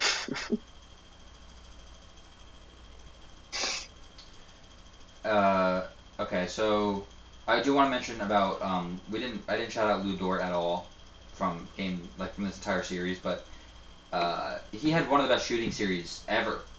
Like, and Did he really? yes, in a final specifically. Oh shoot, I need to Really? find I it feel now. like I didn't see. Was I just like Um, not paying attention? I felt like he was just missing. no, he was. Oh, that might have I just mean, been last game. he had the half court bomb from like it was like a That logo was that where I was was like, this game might be over. that was crazy. Like ball fumbling out of his hands, shot clock winding down, and he just chucks up the absolute missile of all missiles, and it sat off the camera so high for like 10 seconds, and just drops perfectly in. Oh my god, I He screamed. has the craziest arc on his shot that I've ever seen. Like he has more arc on his shot than I do. Yeah. And like people always make fun of me for how much arc is on my shot. I've never seen anything like that. So this was this post is from after Game 5, but he, I mean, he had a terrible, like he didn't shoot well in Game 7, but I think this, whatever, it doesn't matter. Um, he was shooting 58.3% on 2.8 makes per game, which is more makes than like Reggie Miller, Ray Allen, Kyrie, Dirk, and better percentages than all of them. Um, I had some other stat that I don't know where it is, but it was just like saying it was basically just saying how good of a shooter was compared to how many attempts is ranked like among the best ever, if not the best. Like I said, I don't know because the last two games, I don't know where he finished in that, um, but he had a really good shooting series, and that was a big reason why they were able to win it because he was not shooting that well before it. I mean, especially we brought it up multiple times on this podcast that on the road he had like a 0 for 25 streak at one point or something like that, where he just could not make He's a shot in Denver at all. And then the when second he he would gets go home, cold, he he gets was cold. yeah. And the second he'd go home, 3 for 5 from three, 4 for 6. Like he was lighting it up. Um, Yeah. yeah. Uh, I think. I mean, anything else from Game 5 or 6, 7 that you want to talk about? I don't really have like I game like I would want to talk about Game 5 if we didn't just have like Game 7. You know, it's kind of like out of my mind now more because we had so much stuff happen since then. Yeah, I just wanted to shout out the fact that J-Dub had a classic performance. Just a really special game. But I agree. that's all I got. All right. Well, we can move on. A lot faster than I was expecting there, but it's fine. Move on to the just general news that's happening across the league right now. Um, we had a couple of trades happen in the last week. KD was traded to the Rockets for Jalen Green, Dylan Brooks, the 10th pick this year, and 5 second rounders. I'm pretty sure one of those seconds is this season, and the 4 other ones are just future ones. What was your opinion on that trade? Who won it? I've got two things to say about this. I remember when we went over the KD trade. I think I ended up saying he's going to go to Houston, but I definitely said he's for sure going to Texas. Mm-hmm. And I remember when we first brought up what the Rockets trade package would be, I was like, are they going to give up like Jalen Green as their main guy? And we both just kind of laughed it off like there's no way. Yeah. And then their main guy in the package is Jalen Green, which makes you think like what was everyone else offering? But then you look at the fact that Kevin Durant like wasn't willing to go to Minnesota, so their Mm. offer didn't really matter, and he had a lot more say in it than we thought he did at first. So the Rockets ended up having the best offer because guess what? The Miami Heat were not willing to part with Javi Jaquez and Nikola Jovic for like the fourth Yeah. straight year, which is just mind-blowing levels of incompetence from their franchise that they've let 2 stars pass up because Haywood Highsmith is too valuable to trade. Like this is just a ridiculous. Like they could have kept Hero and Bam, brought in Kevin Durant, and lost like and have Khalil Ware and lost like mid role players and like a late first round pick.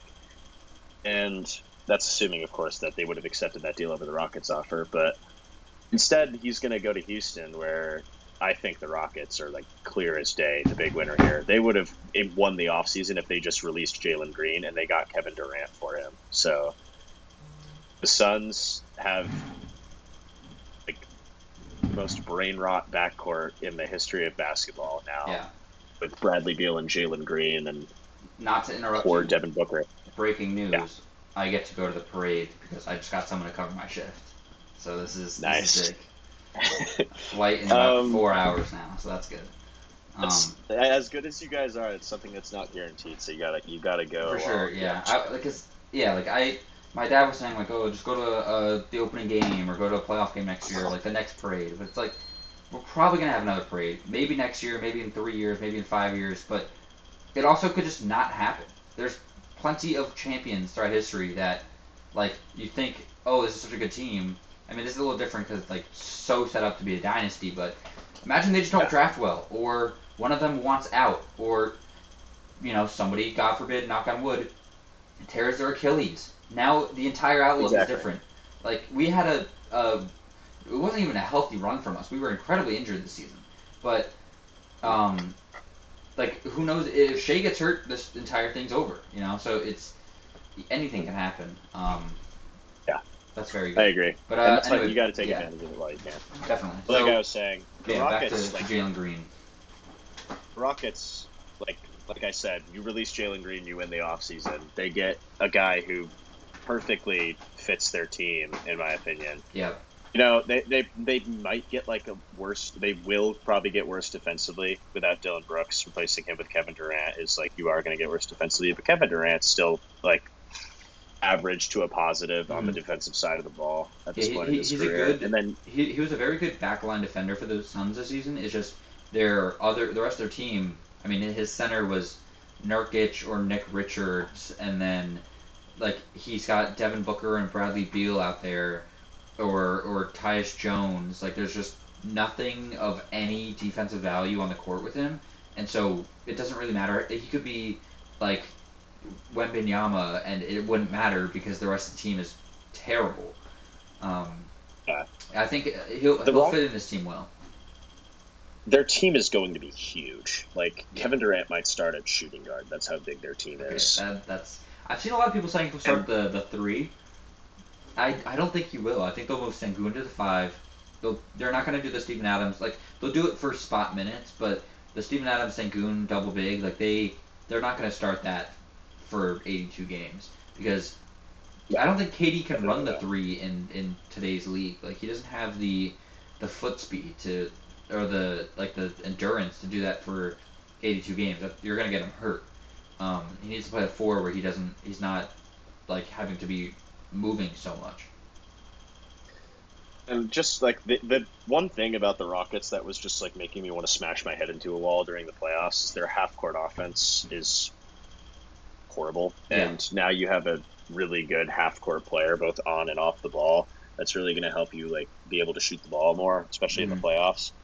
So your team has a really good outlook right now, especially since Şengün and Thompson and other young guys they have in their depth are going to keep getting better. And they got to keep pretty much all their depth. Like, you really didn't give that much up to get Kevin Durant. You lose like the 10th pick in the draft, which how much was that going to help you anyways? Second round pick, how much was that going to help you anyways? Yeah, the price was cheap. I was not expecting that. Yeah, you're losing like the worst player on your team, and then Dylan Brooks. So yeah, maybe Jalen Green revives his career elsewhere, or maybe he just ends up being the same old player and he'll go average like 27 for some horrible team at the bottom of a conference. But yeah, the reports I was seeing is that the Suns want to keep him, pair him along D-Book, and they're going to try to move Bradley Beal, which is not going to happen. They're going to have to buy him out. Yeah, you're going to have to buy him out because even if you attach the 2 firsts, I still might say no because like you can't compete with Bradley Beal on your team. Like, it just kills your team. Also, Bradley Beal can just say like, I don't want to go there to anything because the Wizards decided to put a no trade clause in his contract, which is the worst idea ever. But it's so funny. Now the Suns have to deal with it. Yeah, so I think a Jalen Green Devin Booker backcourt is so ugly. I hope I kind of almost want them to keep Jalen Green and Bradley Beal so we can see at some point this season a Jalen Green, Devin Booker, Bradley Beal backcourt. Like, that would be awesome. God, no, that would not be awesome. That's the opposite of awesome. That's horrible. That's the back of the rim is going to be crying in Phoenix. Yeah. For 5 months straight. They're going to be so bad. It's going to be terrible. Like, their team is going. They didn't even have to play in this year with Kevin Durant. Dude, they're going to be like the 13 seed. They're going to be bad. Like, really. Do they have their picks? No. Next year? They traded all of them away for Kevin Durant. Like I don't think so like bad. the Rockets have basically all of their picks. They turned Yeah, I'll Mikal look it up. Bridges and Yeah. Cam Johnson and all those picks into Jalen Green and Dylan Brooks. That is catastrophic asset management from Phoenix. Yeah, 5 firsts, Macau, Cam Johnson for Kevin Durant, and then that just turns into like a couple years of nothingness. They better hope that Yeah. Jalen Green has like the age 22 Shea leap. That's their only hope, is that Jalen Green turns into one of the greatest players of all time. Yeah. All right, so they have yeah, that's not happening. They have the 29th pick via Cleveland this year. Um, Yeah, that's not going to be their worth pick is anything. protected. So they have their own pick. Washington has the right to swap its 2026 first rounder, protected 9-30 for Phoenix's first rounder next year. There's like a Wait, million Wizards protect. have the right to swap with Phoenix's pick? Yeah, because of oh my god, is that Bradley Beal? Oh my god, it has to be. It has to be. That's crazy. And Wait, then so they have the right to swap. Those are going to be the top 2 picks in the draft anyways. Those are going to be the 2 Washington won't worst be that teams in the bad. league. Washington won't be that bad. But yeah, they're gonna be among there. Actually, they're going to be pretty bad. Jazz will be in that conversation. The Isaiah Collier masterclass next season. averaging 20 assists. The Suns might be there's the like worst team in the NBA. there's like a whole paragraph of like this team can swap less favorable of this pick and this conveyable swap. But as for their own picks, like so that own something happening in 2026, I'm honestly not even sure. This is just so much language. Are they going going to on be here. starting Bol? Maybe. They have a Nick first rounder in Richards, dude, 2027 via Utah, Cleveland, or Minnesota. No protections. Don't know how that works. And then, because I don't even know. And then 2028, they have their own, but it's like a bunch of swaps with Brooklyn. I guess that's for the KD trade. And then 2029, they have a swap, but it's like a bunch of protections with Houston. Like, they don't have all the way up to 2030. I'm looking at it's still saying like this is a swap with this person. They might have it if this scenario happens. Like their outlook is they're screwed. They don't have a single young piece right now that's like. They might have to trade Booker.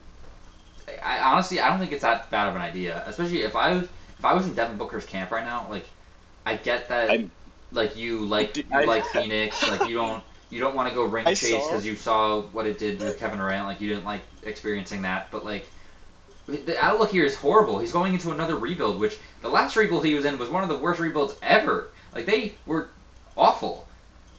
I saw a Stephen A. clip from back when they like Suns were in their initial purgatory when they first had him, and he was saying he said something along the lines of, "You have enough money, like to frame a kidnapping, like frame like you got kidnapped from Phoenix, and that like you have to get out of here at all costs."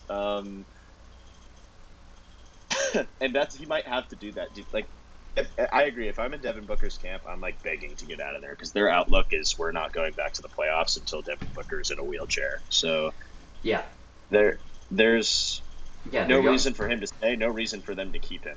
Their young pieces are like Colin Gillespie and Ryan Dunn.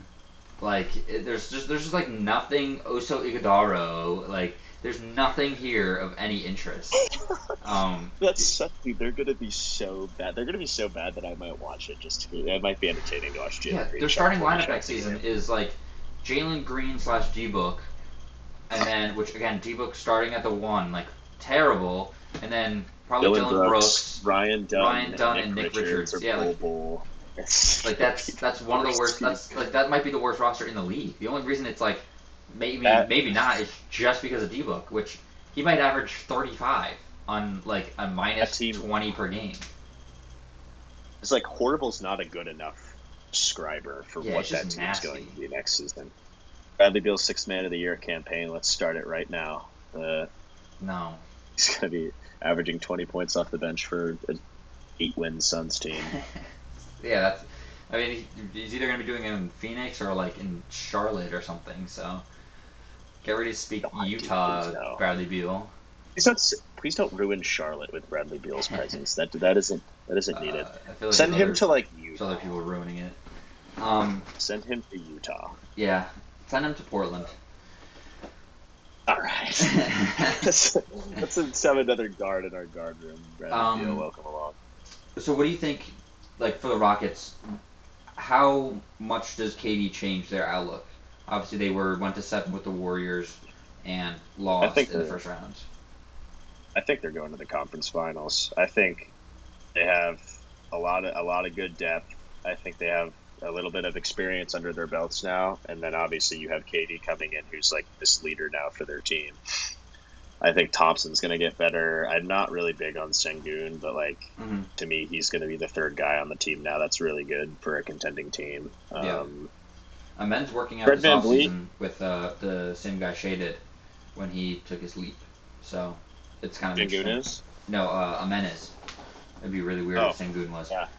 Um, Yeah, I was gonna say that's kind of weird. so Evan yeah, Thompson is. like dude, he was my depoy this year. I'm really high on his potential outlook, and so like if he can reach like an outlook of being one of the best defenders in the league, which he basically is already, and then He is, yeah. being like if he can get more of an offensive bag of like outside of the restricted zone, he'll be just insane. I mean, he's already like not a bad offensive player. He just is kind of one dimensional.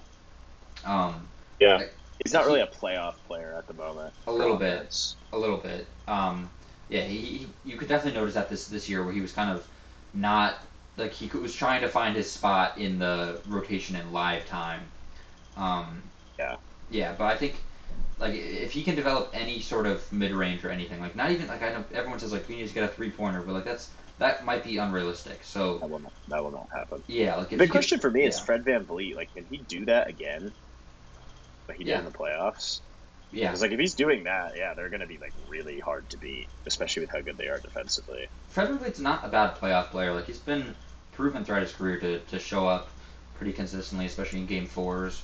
Um, and I think like he's gonna be the fifth guy like in the starting lineup that they need to do something. Getting KD now, like their offense this postseason was so heavily like we're gonna pass around and hopefully somebody can make something happen for the first 20 seconds.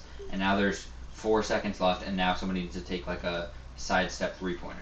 Um, and now having KD, you have like a legitimate, true number one option who can like will get those shots up before the buzzer hits.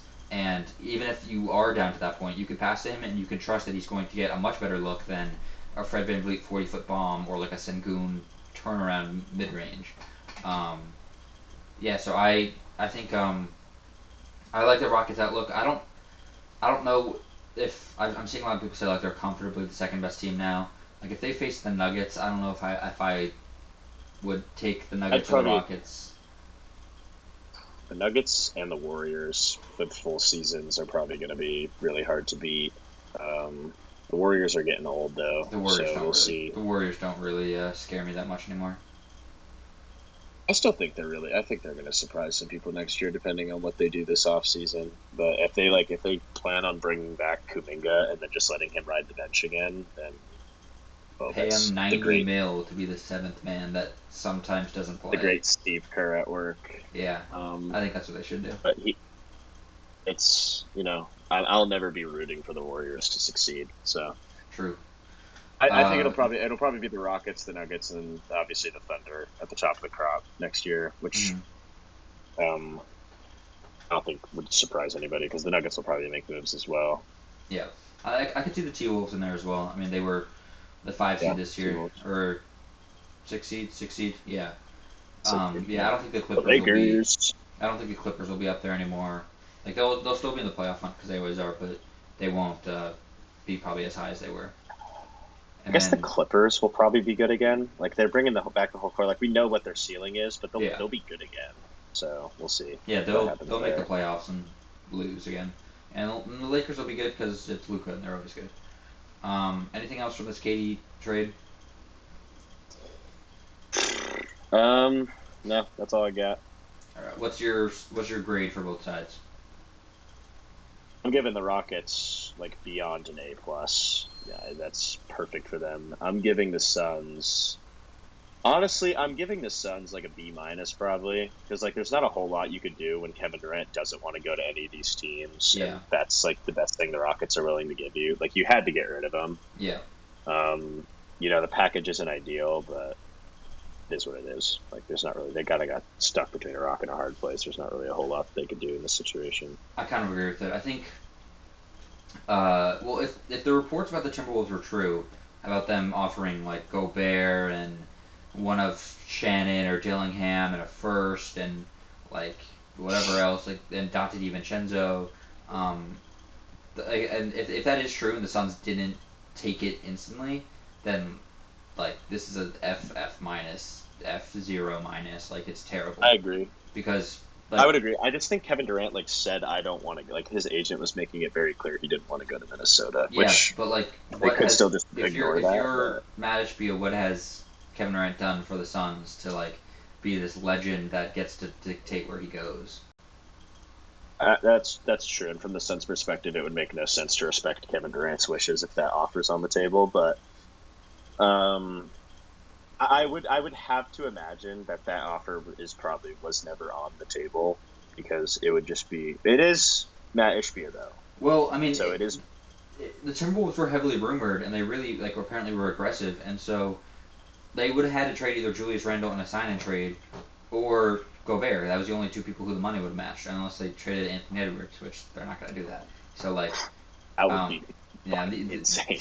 that would yeah. I think the Suns might have taken that offer. Um, yeah, so I think like I guess the Gobert it would have made sense, not in the sense of like it would be a good trade, but in the sense of it would make sense because the money matched. Uh, I but feel like the whatever. Yeah. Suns would have still been like decently competitive if they had Gobert on their team. Like Yes. obviously they're not going to be Dude, a playoff team Gobert's one probably, of the but they're ultimate still floor risers. yeah. Like you're going to be probably a playing team with Gobert, so Yeah. it was just His twilight years being on the shitty Suns would have been unfortunate though. yeah. But I mean, you got to have Twilight years somewhere. I wonder if True. the Timberwolves hold on to him They should. for like the I, foreseeable future. he's making a lot of money and he's getting significantly worse offensively, but like his defense is still so invaluable. You can't really replace him until like the ship is falling apart. Yeah, I still thought he was the best defender in the league last year. Once Wemby and Shet were kind of out of the deep point race, so Yeah, I mean he was definitely in that um, conversation, no doubt.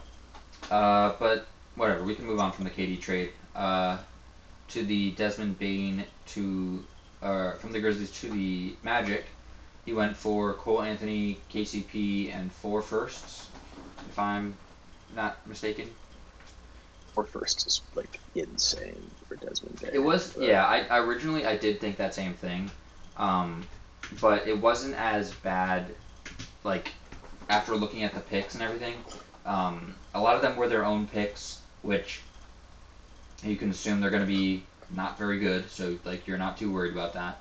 One of them was the Suns' pick next year, getting which tossed around. That pick's going to be really good. yeah, like that could be a top That pick pick. could turn into Boozer. Yeah, like that could be Or that no, could be Boozer or Devonsa or yeah, no, he is next year. whatever the hell that other Darren Peterson.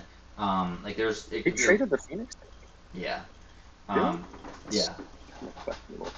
But I think the other three were their own picks. I'm like I don't care about the 24th pick or the 26th pick or Yeah, whatever. no. Like especially with how Especially, the East looks now. yeah, Like this Haliburton injury makes that trade look even better because you care even less about your own picks now. Like the Magic could legitimately make a run for the number one seed next season. Not that I think yeah. that they will, What but like is that what is it's their roster possible. looking like? They're running a lineup of Jalen Suggs, Bain, Franz, Paolo, and Wendell, and then you got like Anthony Black, Still, Goga, maybe if Mo I Wagner's feel like coming back, Jonathan Isaac, De Silva. that team's good, but I feel like their spacing is still going to suck.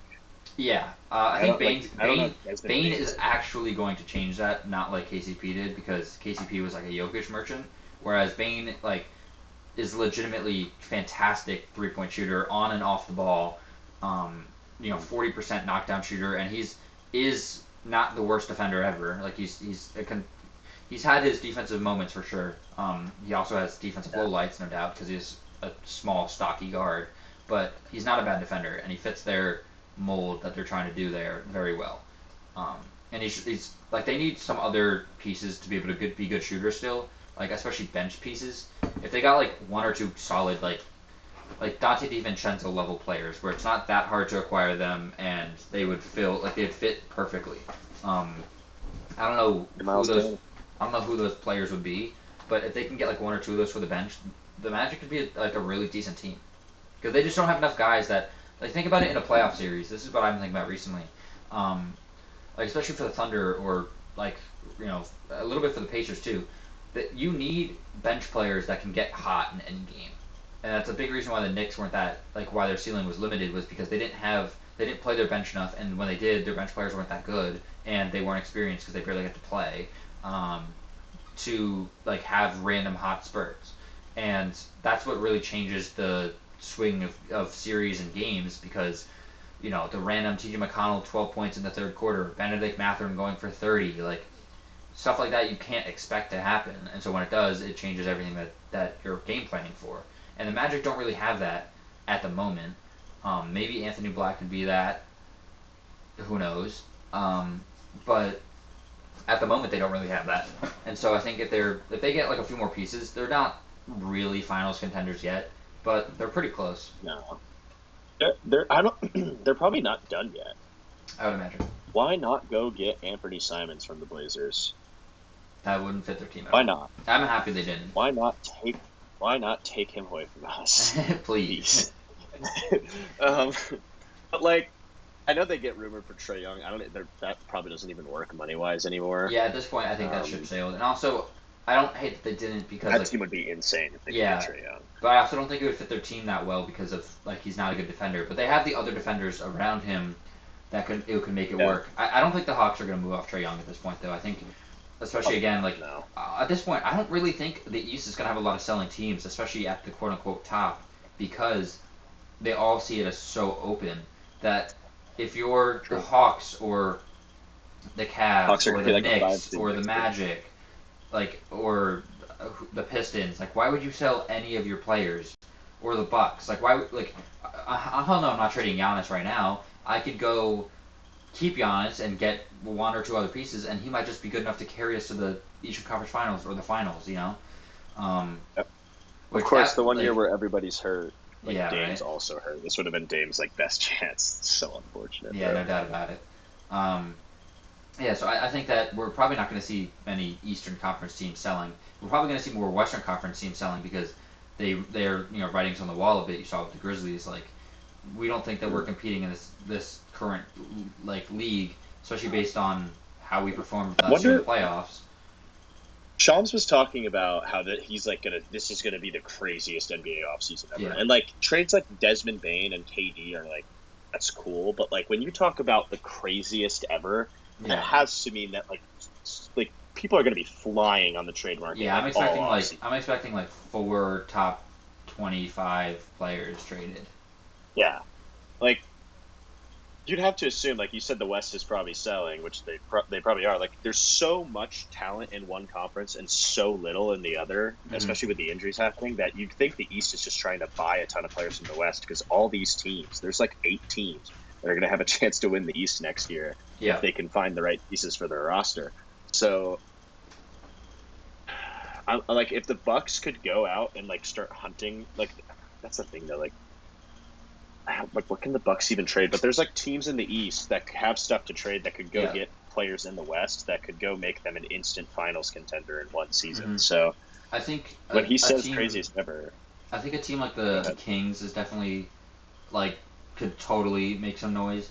They don't have the biggest names, but like a Levine, a DeMar, Sabonis, teams could be somewhat interested in them. I mean, none of those, Levine, I guess the most, none of them are great playoff players, but like Levine, I guess is the most okay.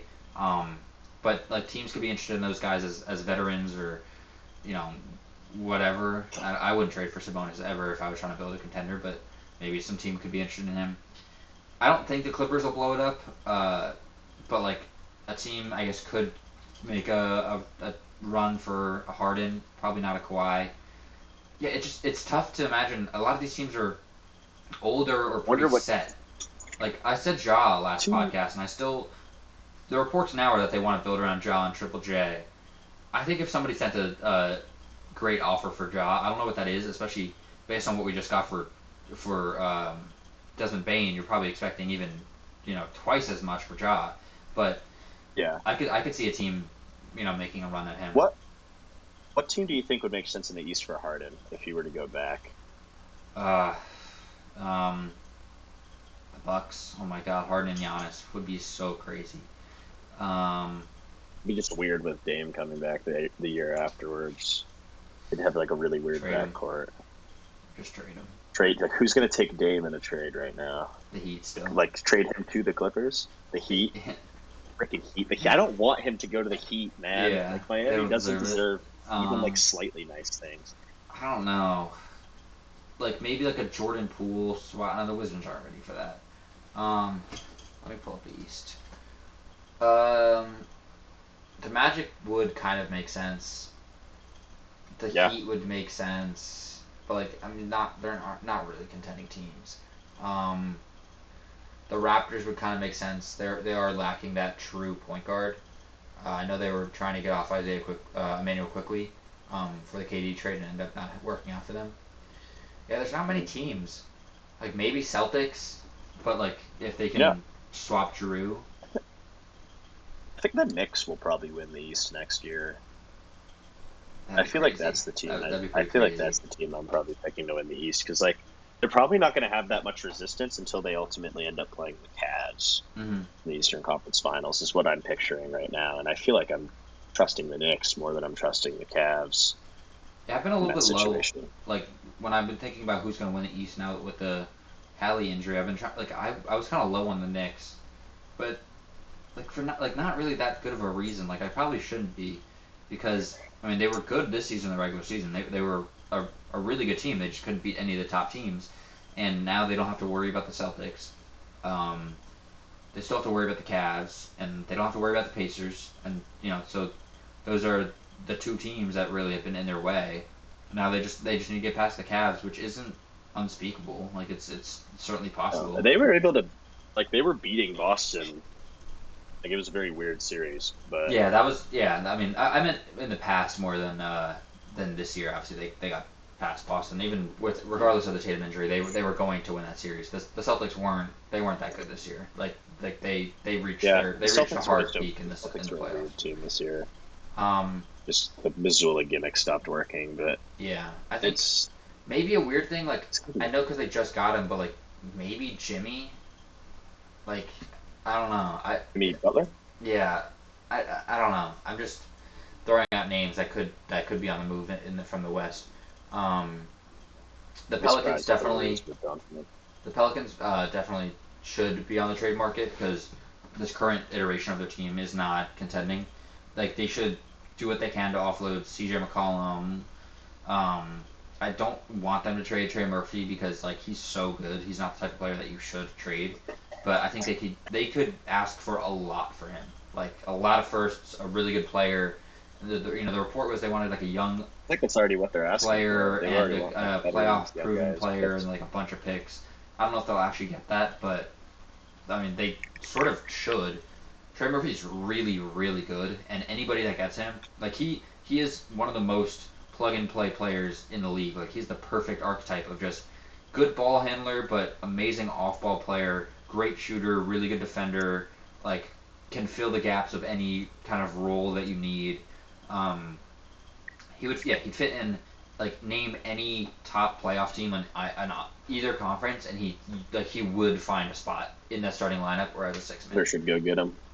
The Clippers? Thunder Oh, should the go get Thunder? him. Dude, That helps them with their shooting. I wanted to trade Wiggins and Joe at the deadline for Cam Johnson. If we could trade them for Trey Murphy, holy shit, I would send that in tomorrow. Like, I'd be so down to do that. That's funny. Presti already has to get back in the office because he has to get ready for the draft in 2 days Yeah, after right. just winning the championship. All That's these so scouts weird. like going to the finals games because you have to be scouting out to see like which players work in the finals and things like that, and then they have to fly immediately to New York. Yeah, the NBA offseason is crazy. It just does not stop. Yeah. Um, all right, so like outlook for the Grizzlies is the trade makes sense, but like I don't know, their future is kind of bleak. They had a weird season because like you're Yeah. looking at them as like a potential 3 seed, Mm-hmm. and they could have been like if they win like 2 of the games that they lost to teams that were above them in the standings, they literally would have been the 3 seed, and instead they ended up being the 8 seed. So the West is so tight after the Thunder, and I think now going into next season, it will probably the Rockets and the Nuggets will probably start to pull away a little more from Mm-hmm. that like pack that was in the middle. But the Grizzlies find themselves as a member of that pack even without Desmond Bane, just probably towards the lower end of it. And they're like a talented team, but their ceiling is pretty set in stone with how the West looks right now. So Yeah. I'd be really confused like where they go from here if they decide It, to hold on to the other 2 guys. it's pretty crazy because like they were like a top six net team this year. I'm pretty sure, and obviously the Mm-hmm. last 3 years, or whatever, they were a top seed a couple times, and they were the top net team, like top five net team in like 3 out of the 4 years. And the only year they weren't was when Ja was hurt. They just, I don't know if this current team is like I don't know if their championship aspirations are with both Ja and Jaren, or if it's only one of them or neither. Um, yeah, I don't know if Desmond Them, Bane was the one to trade. I feel like he is a very good like third guy on a championship team, and I get that he's making a lot of money, but I don't know. I felt like I would have maybe reset in a different way. the thing about them getting the Phoenix pick is like that could legitimately be the first pick in the draft. Yeah, and if that happens, then Like they're everything changes. yeah, their rebuild could accelerate really quickly because there's a couple franchise changing guys in this Mm-hmm. next draft as well. So, but that's like really gambling on your future there. So, yeah, I don't know. Unless their plan is literally just to get bailed by like the first round picks that they got in the trade. Someone struck outside. I'm like confused. I just don't. I just like I understand giving up Bane, but I also don't really understand like what their plan is if they're going to keep the other 2 guys. Yeah, It's just very confusing to me. yeah. I don't see a like a near championship realistic contending window for them in the near future if they like. I mean, they need to majorly retool because like I think their plan is to start Scottie Pippen Jr. and like that's not like And he's Jaw at the same time. I think so, and it's like they're yeah I don't know It's like weird. he's a fine bench player, but like no, yeah I don't know. But whatever. Their odds went from 30 to 1 to 12 to 1. The Magic odds to win the title after the Haliburton injury. 12. That's stupid. Yeah. It Um. makes doesn't Jeez. make sense. No, they're not. They're not. They're not. Anyone betting on that, I apologize in advance. You're just throwing money away. um. Magic are not winning the finals. The so we mentioned it before, but the Haliburton, Tatum, Dame, all Achilles tears. The East is super wide open now. If you had to put your stake down, who is winning the East?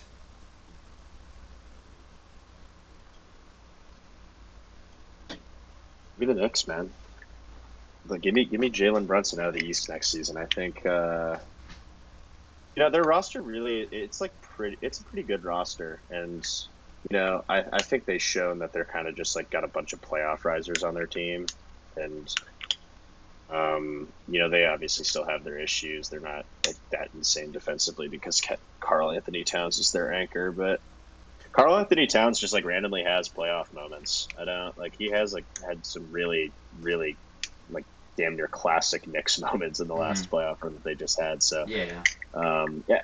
their biggest threat is probably the Cavs, and I wouldn't be surprised if they don't beat the Cavs. But I think I'd have my money on the Knicks just because I trust Brunson probably more than any other superstar coming out of the East next season.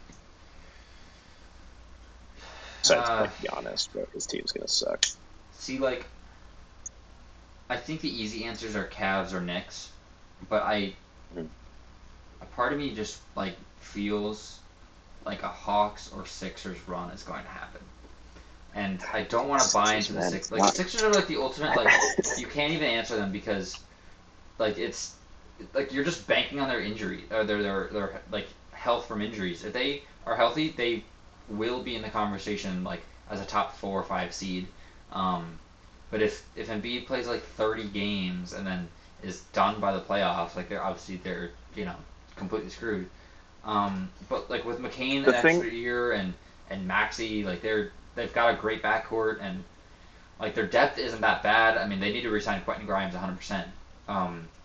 But if they can get him resigned and they're somewhat healthy, like this is a really good team. Quentin Grimes going to the Rockets, by the way, just like that's something that could definitely happen, and I actually am expecting to happen. Yeah. If that happens, that's going to be like a really, really, really good team if they can pull him in, because he's probably a player that will start for them next year. I definitely think the Sixers should make that their top priority. He'd be an elite 6-man. Yeah, that Houston team like really has a nice path to contention right now. But I definitely think the Sixers should make their top priority getting him back. They have pieces. Like there's no way they're going to be able to get rid of Paul George. Like, I don't know who the hell is going to take his contract, so they just have to like hope that he has some like late career renaissance. Yeah. But I can't buy in on the Sixers. Just their roster is too funkily constructed. I don't think that's a word, but their roster is just constructed way too weird. I could see like a weird team like the Hawks making a run, just because they have a ton of young talent. Like I could see like Jalen Johnson and like Reese Shea and taking a leap, and Trae Young like somehow figures out how to shoot over 40% again, and like them somehow making a run, because we literally saw the Hawks make a run the last time the East was injured with I'd argue is the roster worse than it is right now? I don't remember that team too well. They had a very strange. They had like John Collins and Clint Capella and that team was Kevin Huerter. Like Bogey Bogdanovic was on the team. I mean, he still is now. How the hell did that team beat the? Yeah, I mean, Kevin Huerter had the huge Game 7. John Collins was still good at that point. Trae Young played out of his mind.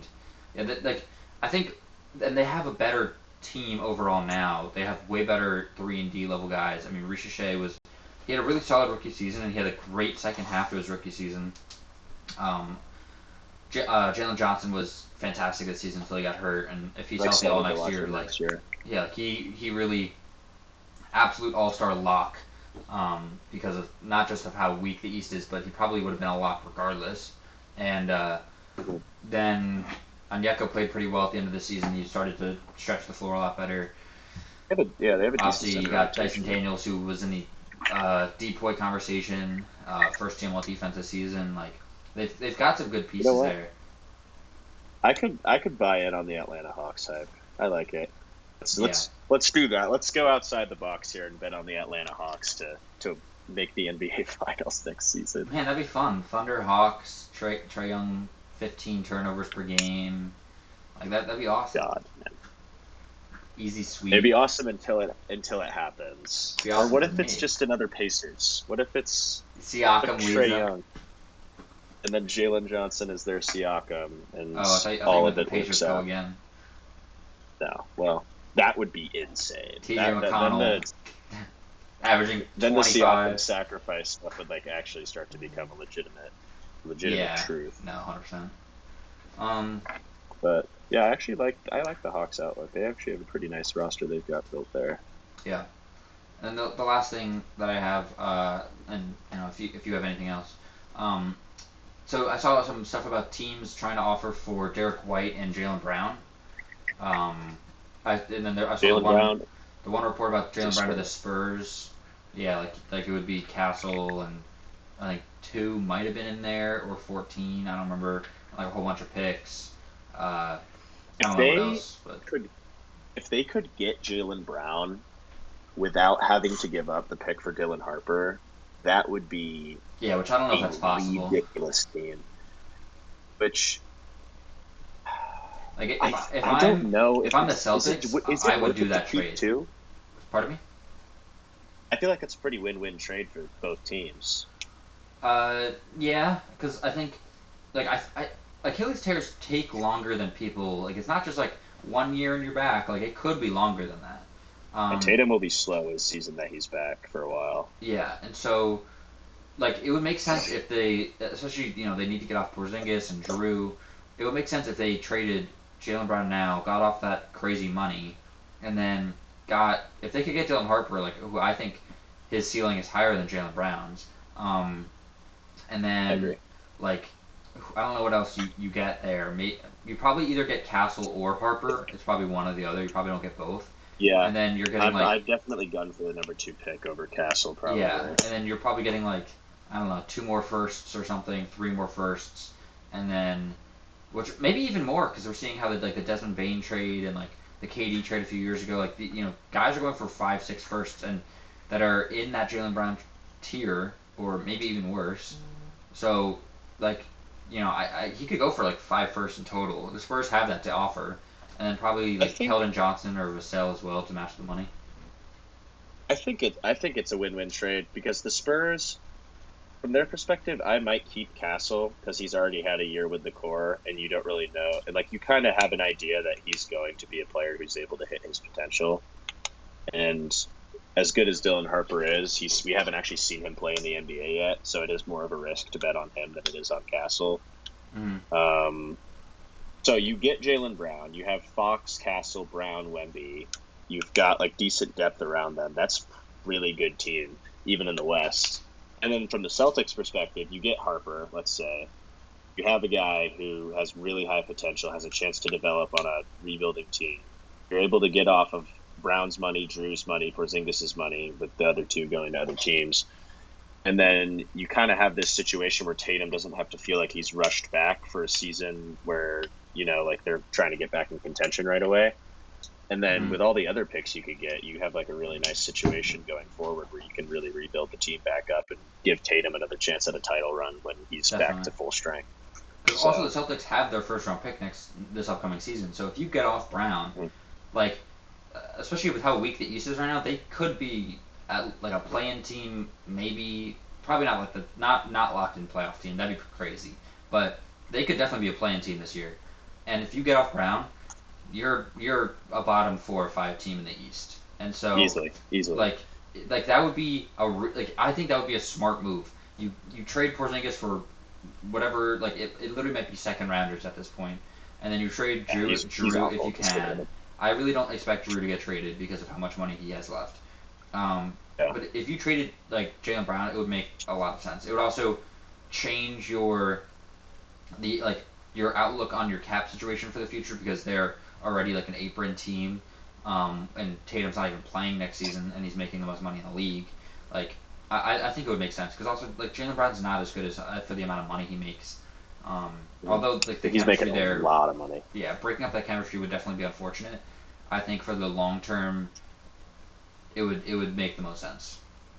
Honestly, for some reason, the Celtics have never struck me as a team that's like got this insane chemistry. Like I know, I don't know. It's like for some reason the Jays have just never really worked for me as a duo.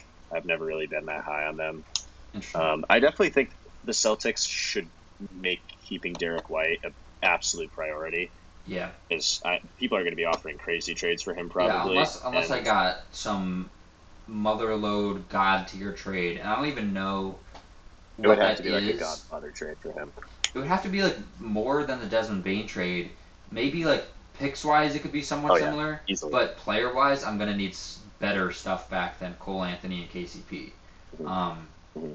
like yeah, again, like I don't know who the trade would be with or what I'd be getting back, but like even in the Thunder's case, like let's say they traded him to the Thunder, like Aaron Wiggins, like I don't know if I'm the Celtics, I'm not like oh my god I need that, or Yeah, Like no. I don't like the Nuggets. Like, oh, I'm gonna give you, like we If the said, like Thunder Jamal get Murray or Derek White, something, or like MPJ. Like, it's just like, eh. Like, I don't know if there's something of equivalent of Derek White's value. So I feel like it might just be worth it yeah, to I just agree. keep him and like have him retire 'Cause, there or play him until he's not that good anymore. like, think about it. Like, in a couple of years down the road, you have Tatum probably.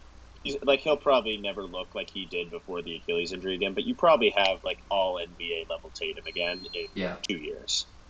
You have Dylan Harper 2 years out, assuming they do the Jaylen Brown trade to Yeah. the Spurs, like we mapped out, and then you would have Derek White. That right there is a really strong core of three players, assuming Dylan Harper like maps out well in the NBA. Mm-hmm. Creighton Pritchard off the bench, you have one of the best sixth men in the league, and you'd have to fill out the front court. So, but like that's like a really good outlook, especially if they got picks from the Spurs for the future. They can continue to fill out the front court. Like Mm-hmm. that's like right back to being a contending team in my opinion in like 3 years probably. So Having Harper and Devonta and Tatum. and they have their own pick. Yeah. So Yeah, and like it'd be a great if they don't have series of if teams. Jalen Brown's not on the team, like that's why when there was talks about him getting like meniscus surgery or whatever it was that he needed, and like if he was out for this upcoming season or half of it or whatever, like their outlook is very different than if he plays the whole year. Um, Mhm. because like they really could tank for a bottom, like they're in a really rare situation where they could win the finals, tank for a pick within like the next 2 years, and be back like competing for the finals like the next year or 2 years later. Yeah. It's like it's literally like what the Celtics did in the '80s. They didn't actually tank, but they like had the second pick in the draft after winning the Yeah. finals and got Len Bias, which we all know Mm-hmm. how that ended. But it's like that. Yeah, they're gonna go from a champion to like being able to build a different championship looking roster in a couple of years, depending on what they decide to do. I think now that we've mapped this out, Mm-hmm. I think they have to trade Jaylen Brown. I That kind would of be I feel the like they might smartest have to, thing. yeah. Yeah, I feel like that's like by far the smartest thing from a money perspective and a team construction perspective. Just like Jaylen Brown's a good player that can help another team win right now, Mm-hmm. but he just not really doing much for the Celtics other than just sitting on your team if you don't get rid of him. Yeah. Ime Udoka extended his contract. I'm just scrolling through Smart news move. trying to see anything else that we missed. Yeah, One of the 15 coaches the New York Knicks could get to interview with them. yeah. Did they ever find Knicks someone are to interview?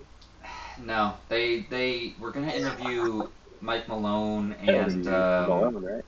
it was Malone and oh my god, I'm blanking on the Grizzlies coach.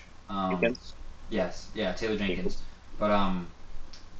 But like I didn't hear anything about like how those interviews went, when they're gonna happen, whatever, whatever. So they're gonna likely, Malone. I mean, unless it happens in the next 24 hours, they're going to go into the draft without a coach, which Coach. I don't remember that. Like I'm sure it's happened before, but not off the top of my head. Not to a team that's like Yeah, contending. No, yeah, definitely not. very strange. It was weird. Um, anything else that you wanted to hit on NBA related, sports related? I mean, big Jeremy Grant Charles. is a fantastic basketball player. He Yeah, has a lot of trade value, and everyone should submit their best offer. yeah, fair enough. I think his trade offer is a third Syracuse rounder. legend. It's true, he is. I'll give you a third rounder and some cash. Yeah, he's not even worth that. But I'll take it. Um, yeah, I mean, other sports wise, not really. I mean, there's some cool UFC stuff, but whatever. WNBA has been awesome recently. Yeah, or the Ilya fights This Saturday. this weekend, right? I'm so nervous. Charles It's better win. Monday today, right? Yeah, Lost track. WNBA has been awesome. My goat Paige Beckers. I have a jersey. I should have hung it up for this, but I felt like finals Yeah, related. It needed to she's only like be Shay. already insane, Yeah, Caitlin Clark's been which is awesome like recently. Um, you know, Nafisa Kali is still great. The Liberty are awesome. WNBA's been averaging fun. 18 and 6 as a rookie. That's Yeah, crazy. she's been playing really good defense too on a very bad team. Um, yeah, it's been fun this year though. WNBA's He's definitely on playing the with come up. Agun Bawali, right? She is. Yeah, that'd be a nice backcourt. Hoopa. Um, all right. Well, that was a little quicker than I was expecting. But anything else that you wanted to touch on, or are we good to get on out? No. All right. Well, that was Congratulations, man. yeah. Thank you, man. That was another good episode. I don't know when we'll be back to talk again. Probably we didn't get to talk any draft. I guess. Do you want to? Did you like read into it? I did a little bit of studying on the draft, but not that much. No, I know like the top three guys, and I gotta say I'm not very high on Ace Bailey, unfortunately. But Dylan Harper and This guy, obviously this Cooper guy's Flag, I not a really ball think. knower. I Ball just I'm knowledge not card I don't like revoked. I don't I don't like low field basketball players. I don't know.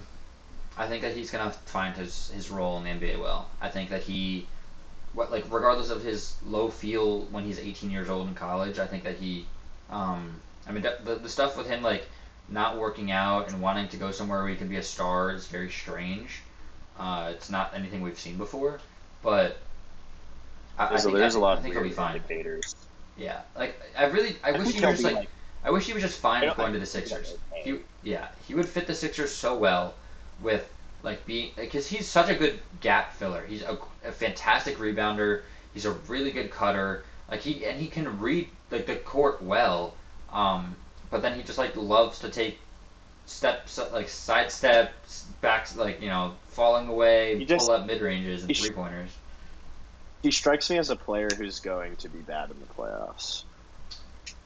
I could see that. I'm very interested to see his I feel like he'd NFL, be I mean like a his fine. NBA like journey because I am excited to watch him though. yeah, He's a I fun think that player. he is like very boomer bust. I don't think that he's gonna be like whatever. I think it's gonna be like a very good career or somewhat flame out. And so um, that's kind of intriguing. I mean, I really hope that he's not a flame out because I do really like him, not just because he is a Rutgers product, but like I am just high on him as a prospect. I think that he gets way too much hate, and his like unique ability to be like a insanely good shot maker is very valuable, regardless of if they're good shots or not. Like he Did he is a say what? he doesn't want to go to the Sixers? Did he say that? No, but like apparently he wants a guarantee um, from a team before he actually works out with them, which makes no sense. And then, which I heard that That he they're also going to has like, draft him? what's that second? They guarantee they're going to draft him before he Yeah, works out? yeah. He hasn't worked out with anybody to all the reports. Um, Like all that just seems like weird to me. I don't yeah, really want to judge a guy's character off of like pre-draft stuff. That doesn't yeah, really and make like I said, sense. like he's 18 years old, so him doing like a weird like fit thing that he's throwing right now, like I mean he's so young that in 2 years he might be like that was kind of stupid. Why did I do that? So like that's why I'm not like you You'd can't read hope. yeah Yeah. like, you can't read too much into that, but it's just a weird situation because like what are you doing? He was a third pick locked. Like everybody thought he was the third best player, and then the last couple of weeks it's just been like progressively him falling a little more. Hey, I'm seeing talk about him like falling to the Nets at 8. Um, what which if he falls to the Blazers? what if he Then I'll be fell to high on him. 15 to the Thunder? Oh boy. Oh boy. Yeah, People would not be a I fan don't of think he's a Sam Presti kind of guy, but I don't. If he yeah, falls to 11, Cronin just won't pick him because he's Joe Cronin. But Igor like if Demian. he falls to 11, I'll like have to do a deeper dive into his like I do with like anybody the Blazers pick. But Yeah, that's just wishful you guys thinking are to taking think the Jaeger third best Demon, prospect in the draft will and you're fall gonna to like it. 11. But You're gonna take another point guard he's who I can't don't shoot. want any more guards on my team, Yep. Joseph. No, I and that's like I wouldn't be happy with the BYU guy, Yeah. but if we draft like the unpronounceable name from Illinois, I Kasparas Yakachonis. Yeah. I won't be able to do any more podcasts. I'll be dead. Yeah, I'm not gonna be able to deal with the Blazers anymore if that happens. So Yeah. I don't even know what the Blazers do.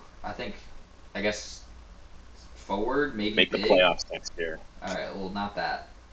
You Dude, could be a playing team. Could be contending for that. we'll be like an 11 seed next Yeah, year. I think We'll be so. like a fringe playing team, Yeah. especially with like a lot of teams getting worse in the hmm conference. But Um. Yeah, I could see you competing. I just draft wise, I don't know what you do. Like maybe you go for a big like I don't know if Derek Queen will still be available at that point, but that would make sense. Um, Maybe Think so? Malawatch. We kind of have like a DeAndre Ayton. I would assume is on the move if we go for a big. He should be on the move Because anyways. He I sucks. don't know. I don't know if he's all right. I wouldn't say he sucks. Trade him for the He's Lakers. not. Yeah, Lakers can have him. I like. He's not a guy Rui I want on and a my team, but I wouldn't first. say he's not. But I feel like Donovan Clingan's not ready to play yet in like a full starter Honestly, role. yeah, I kind of forgot about Klingon for a second there. I do agree with that. I think he was really good in spurts last season where he wasn't. And like I wasn't extremely locked into Blazers hoops this season, I will admit, but I do like a lot of the I players. don't So I think. watched them enough to feel confident speaking on them that like he was really good in the spot minutes that he got, but when he played for like an extended time, I felt like he kind of gassed out a little bit. Yeah, and that like is a trend with a lot of these like big, slow, like Yeah. huge players in the NBA. Same with Like Zach guys Edey. like Boban, Edie. Like these guys just get tired really quickly. I think Klingon's a lot more refined as a player than Edie is, Mm. which I don't think anybody even really debates. But and Edie's also just more of an offensive player than Klingon is. Klingon's more of a defensive guy. Klingon's one of But the best defending centers in the league already though. yeah, Klingon is in an ideal world, he ends up being like a Rudy Gobert type player, Yeah. where he's just like a monster rebounder and the best defensive anchor, and one of the best defensive anchors in the league. He'll never be the best with Wemby and Chet in the league. But, that's the ideal look. But right now, he gets gassed really quickly, like you said. But he has shown like small stretches of games or like moments during games that he can have like a massive impact. But he's just definitely not ready to start yet. The only issue is like if we get rid of Ayton, he has to start because Robert Williams isn't going to be healthy, never is, and Yeah, then well, unless that's we just draft a yeah. He's just center, never going to be healthy in general. yeah, he's unfortunately been cursed with paper mache kneecaps. But I could see. I wonder if you guys go with like Carter Bryant. I could kind of see that. I've Um, been seeing that pairing him with Kamara because he's kind of a similar player to Kamara in yeah, a lot I of think ways. honestly that might be who I might throw together a mock um, at some point. I'll probably do a mock in the next couple days. Yeah, I might I'm honestly do it on interested. like Wednesday morning and post it because Carter Bryant to you Is the guys makes a draft lot of Wednesday? sense because it's Wednesday night. Yeah, that's the first round. Yeah. Like Okay. he'll be in that range of like he'll be available in that range and Mm-hmm. I think he would fit the team well. You guys definitely need a forward over a guard again, and like maybe you go center, but that feels If we go, somewhat unlikely. okay. So, and you guys only have the one first rounder, right? I believe, yeah, we only have 11 this year.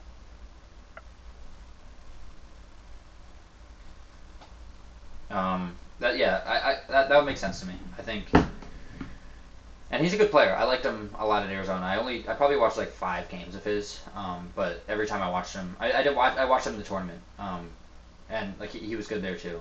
So yeah, Seeing Derek Queen, Colin Murray Boyles, Derek Queen. It feels like pretty consensus opinion is that if we're Derek drafting Queen, Derek. all right, if Derek Queen is there at 11 and the Thunder don't jump up, I'm gonna be really, really annoyed because Hartenstein's off the team after the season, and like You think so?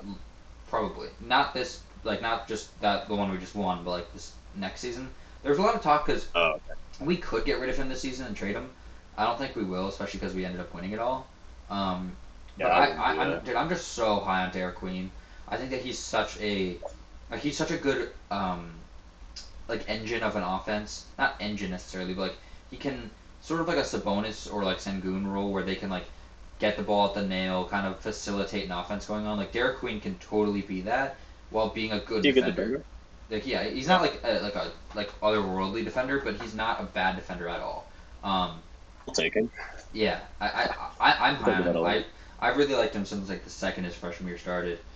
Oh, he's Although a little bit smaller. yeah, he is. He's like 6'9", 6'10", but Oh, wow. like I don't. I mean, centers are starting to go back up to like the 7 foot range again. Like I feel like we Mhm. had a while there where we went short centers because people were trying to go small ball and stuff, and then it's increasing again. But whether he plays the 4 or the 5, I could see him doing either. I think Derek Queen's going to be a real stud in the league. Um, All right, I'm not he's mad one at of my you. guys. I have a couple guys that I've been besides Harper and Ace because I'm definitely biased with them. I wouldn't be I wouldn't be mad about the guy from South Carolina either, but I don't think he's going to fall that far, is he? Oh, I thought he's one of the better prospects in oh the my draft, goodness. Murray Boyles. Yeah, I was gonna say CMB. Yeah, he's probably like late lottery. He'll be available in your area. I think he's how I forget how old Seemed he to is. compared to Draymond, Yeah, he's an how older fruitful is that? prospect. He's one of the guys. Him and oh my god, now I'm blinking. This is embarrassing. The Colorado State, Nick Clifford. Um, him, both of the guys are like older prospects and like heavily reported to be and like rumored to be the guys that the Thunder or um who else is in like the late lottery, like the Spurs maybe, like those kind of guys would be perfect. Colin Murray Boyles going to the Thunder, just more defense. Yeah. Um, or like Nick Clifford would like make a lot of sense. Like I just looked up the lottery and it showed me every single team. It just gave me a list of teams in the league. I don't. Oh yeah, so here it is. Yeah, Spurs at 14, Thunder at 15, Grizzlies at 16, like Timberwolves at 17. That range is where you're gonna see Clifford and CMB probably go. I wouldn't be surprised at all, because they are older prospects that could like actually be playoff players year one, and I don't think you could say that for a lot of the players upcoming in the draft. A lot of the guys are younger. There's a lot of like maybe more questionable, like a Trey Johnson, for example, like a really good offensive engine, like crazy good shooter, but he's a smaller guard, so like there could be like, also he's very young, so like there could be questions with him. A lot of people say he goes to the Jazz at 5, but I think like the two guys I named, like older, good defensive, good 3 point. CMB can't shoot, but like you know what I'm saying. Good defenders that are older can translate to playoff teams pretty quickly. Yeah, I'm excited to watch the draft. I Always am the too. NBA draft is always super fun. Yeah, and then we get the Thursday second round too, which I don't And if know. Jalen Brown's going to get traded, we probably see it happen in the next couple of days. So, Yeah, we're especially if it's to the probably Spurs. seeing a few trades. I would imagine within the next few days. So, like people are gonna try to trade up in this draft. I would imagine. Yeah.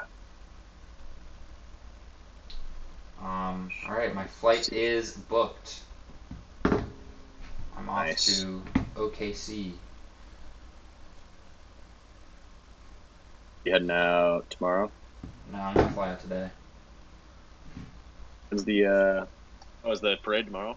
It is, dude. That's crazy. It's 10:30 on a Tuesday morning.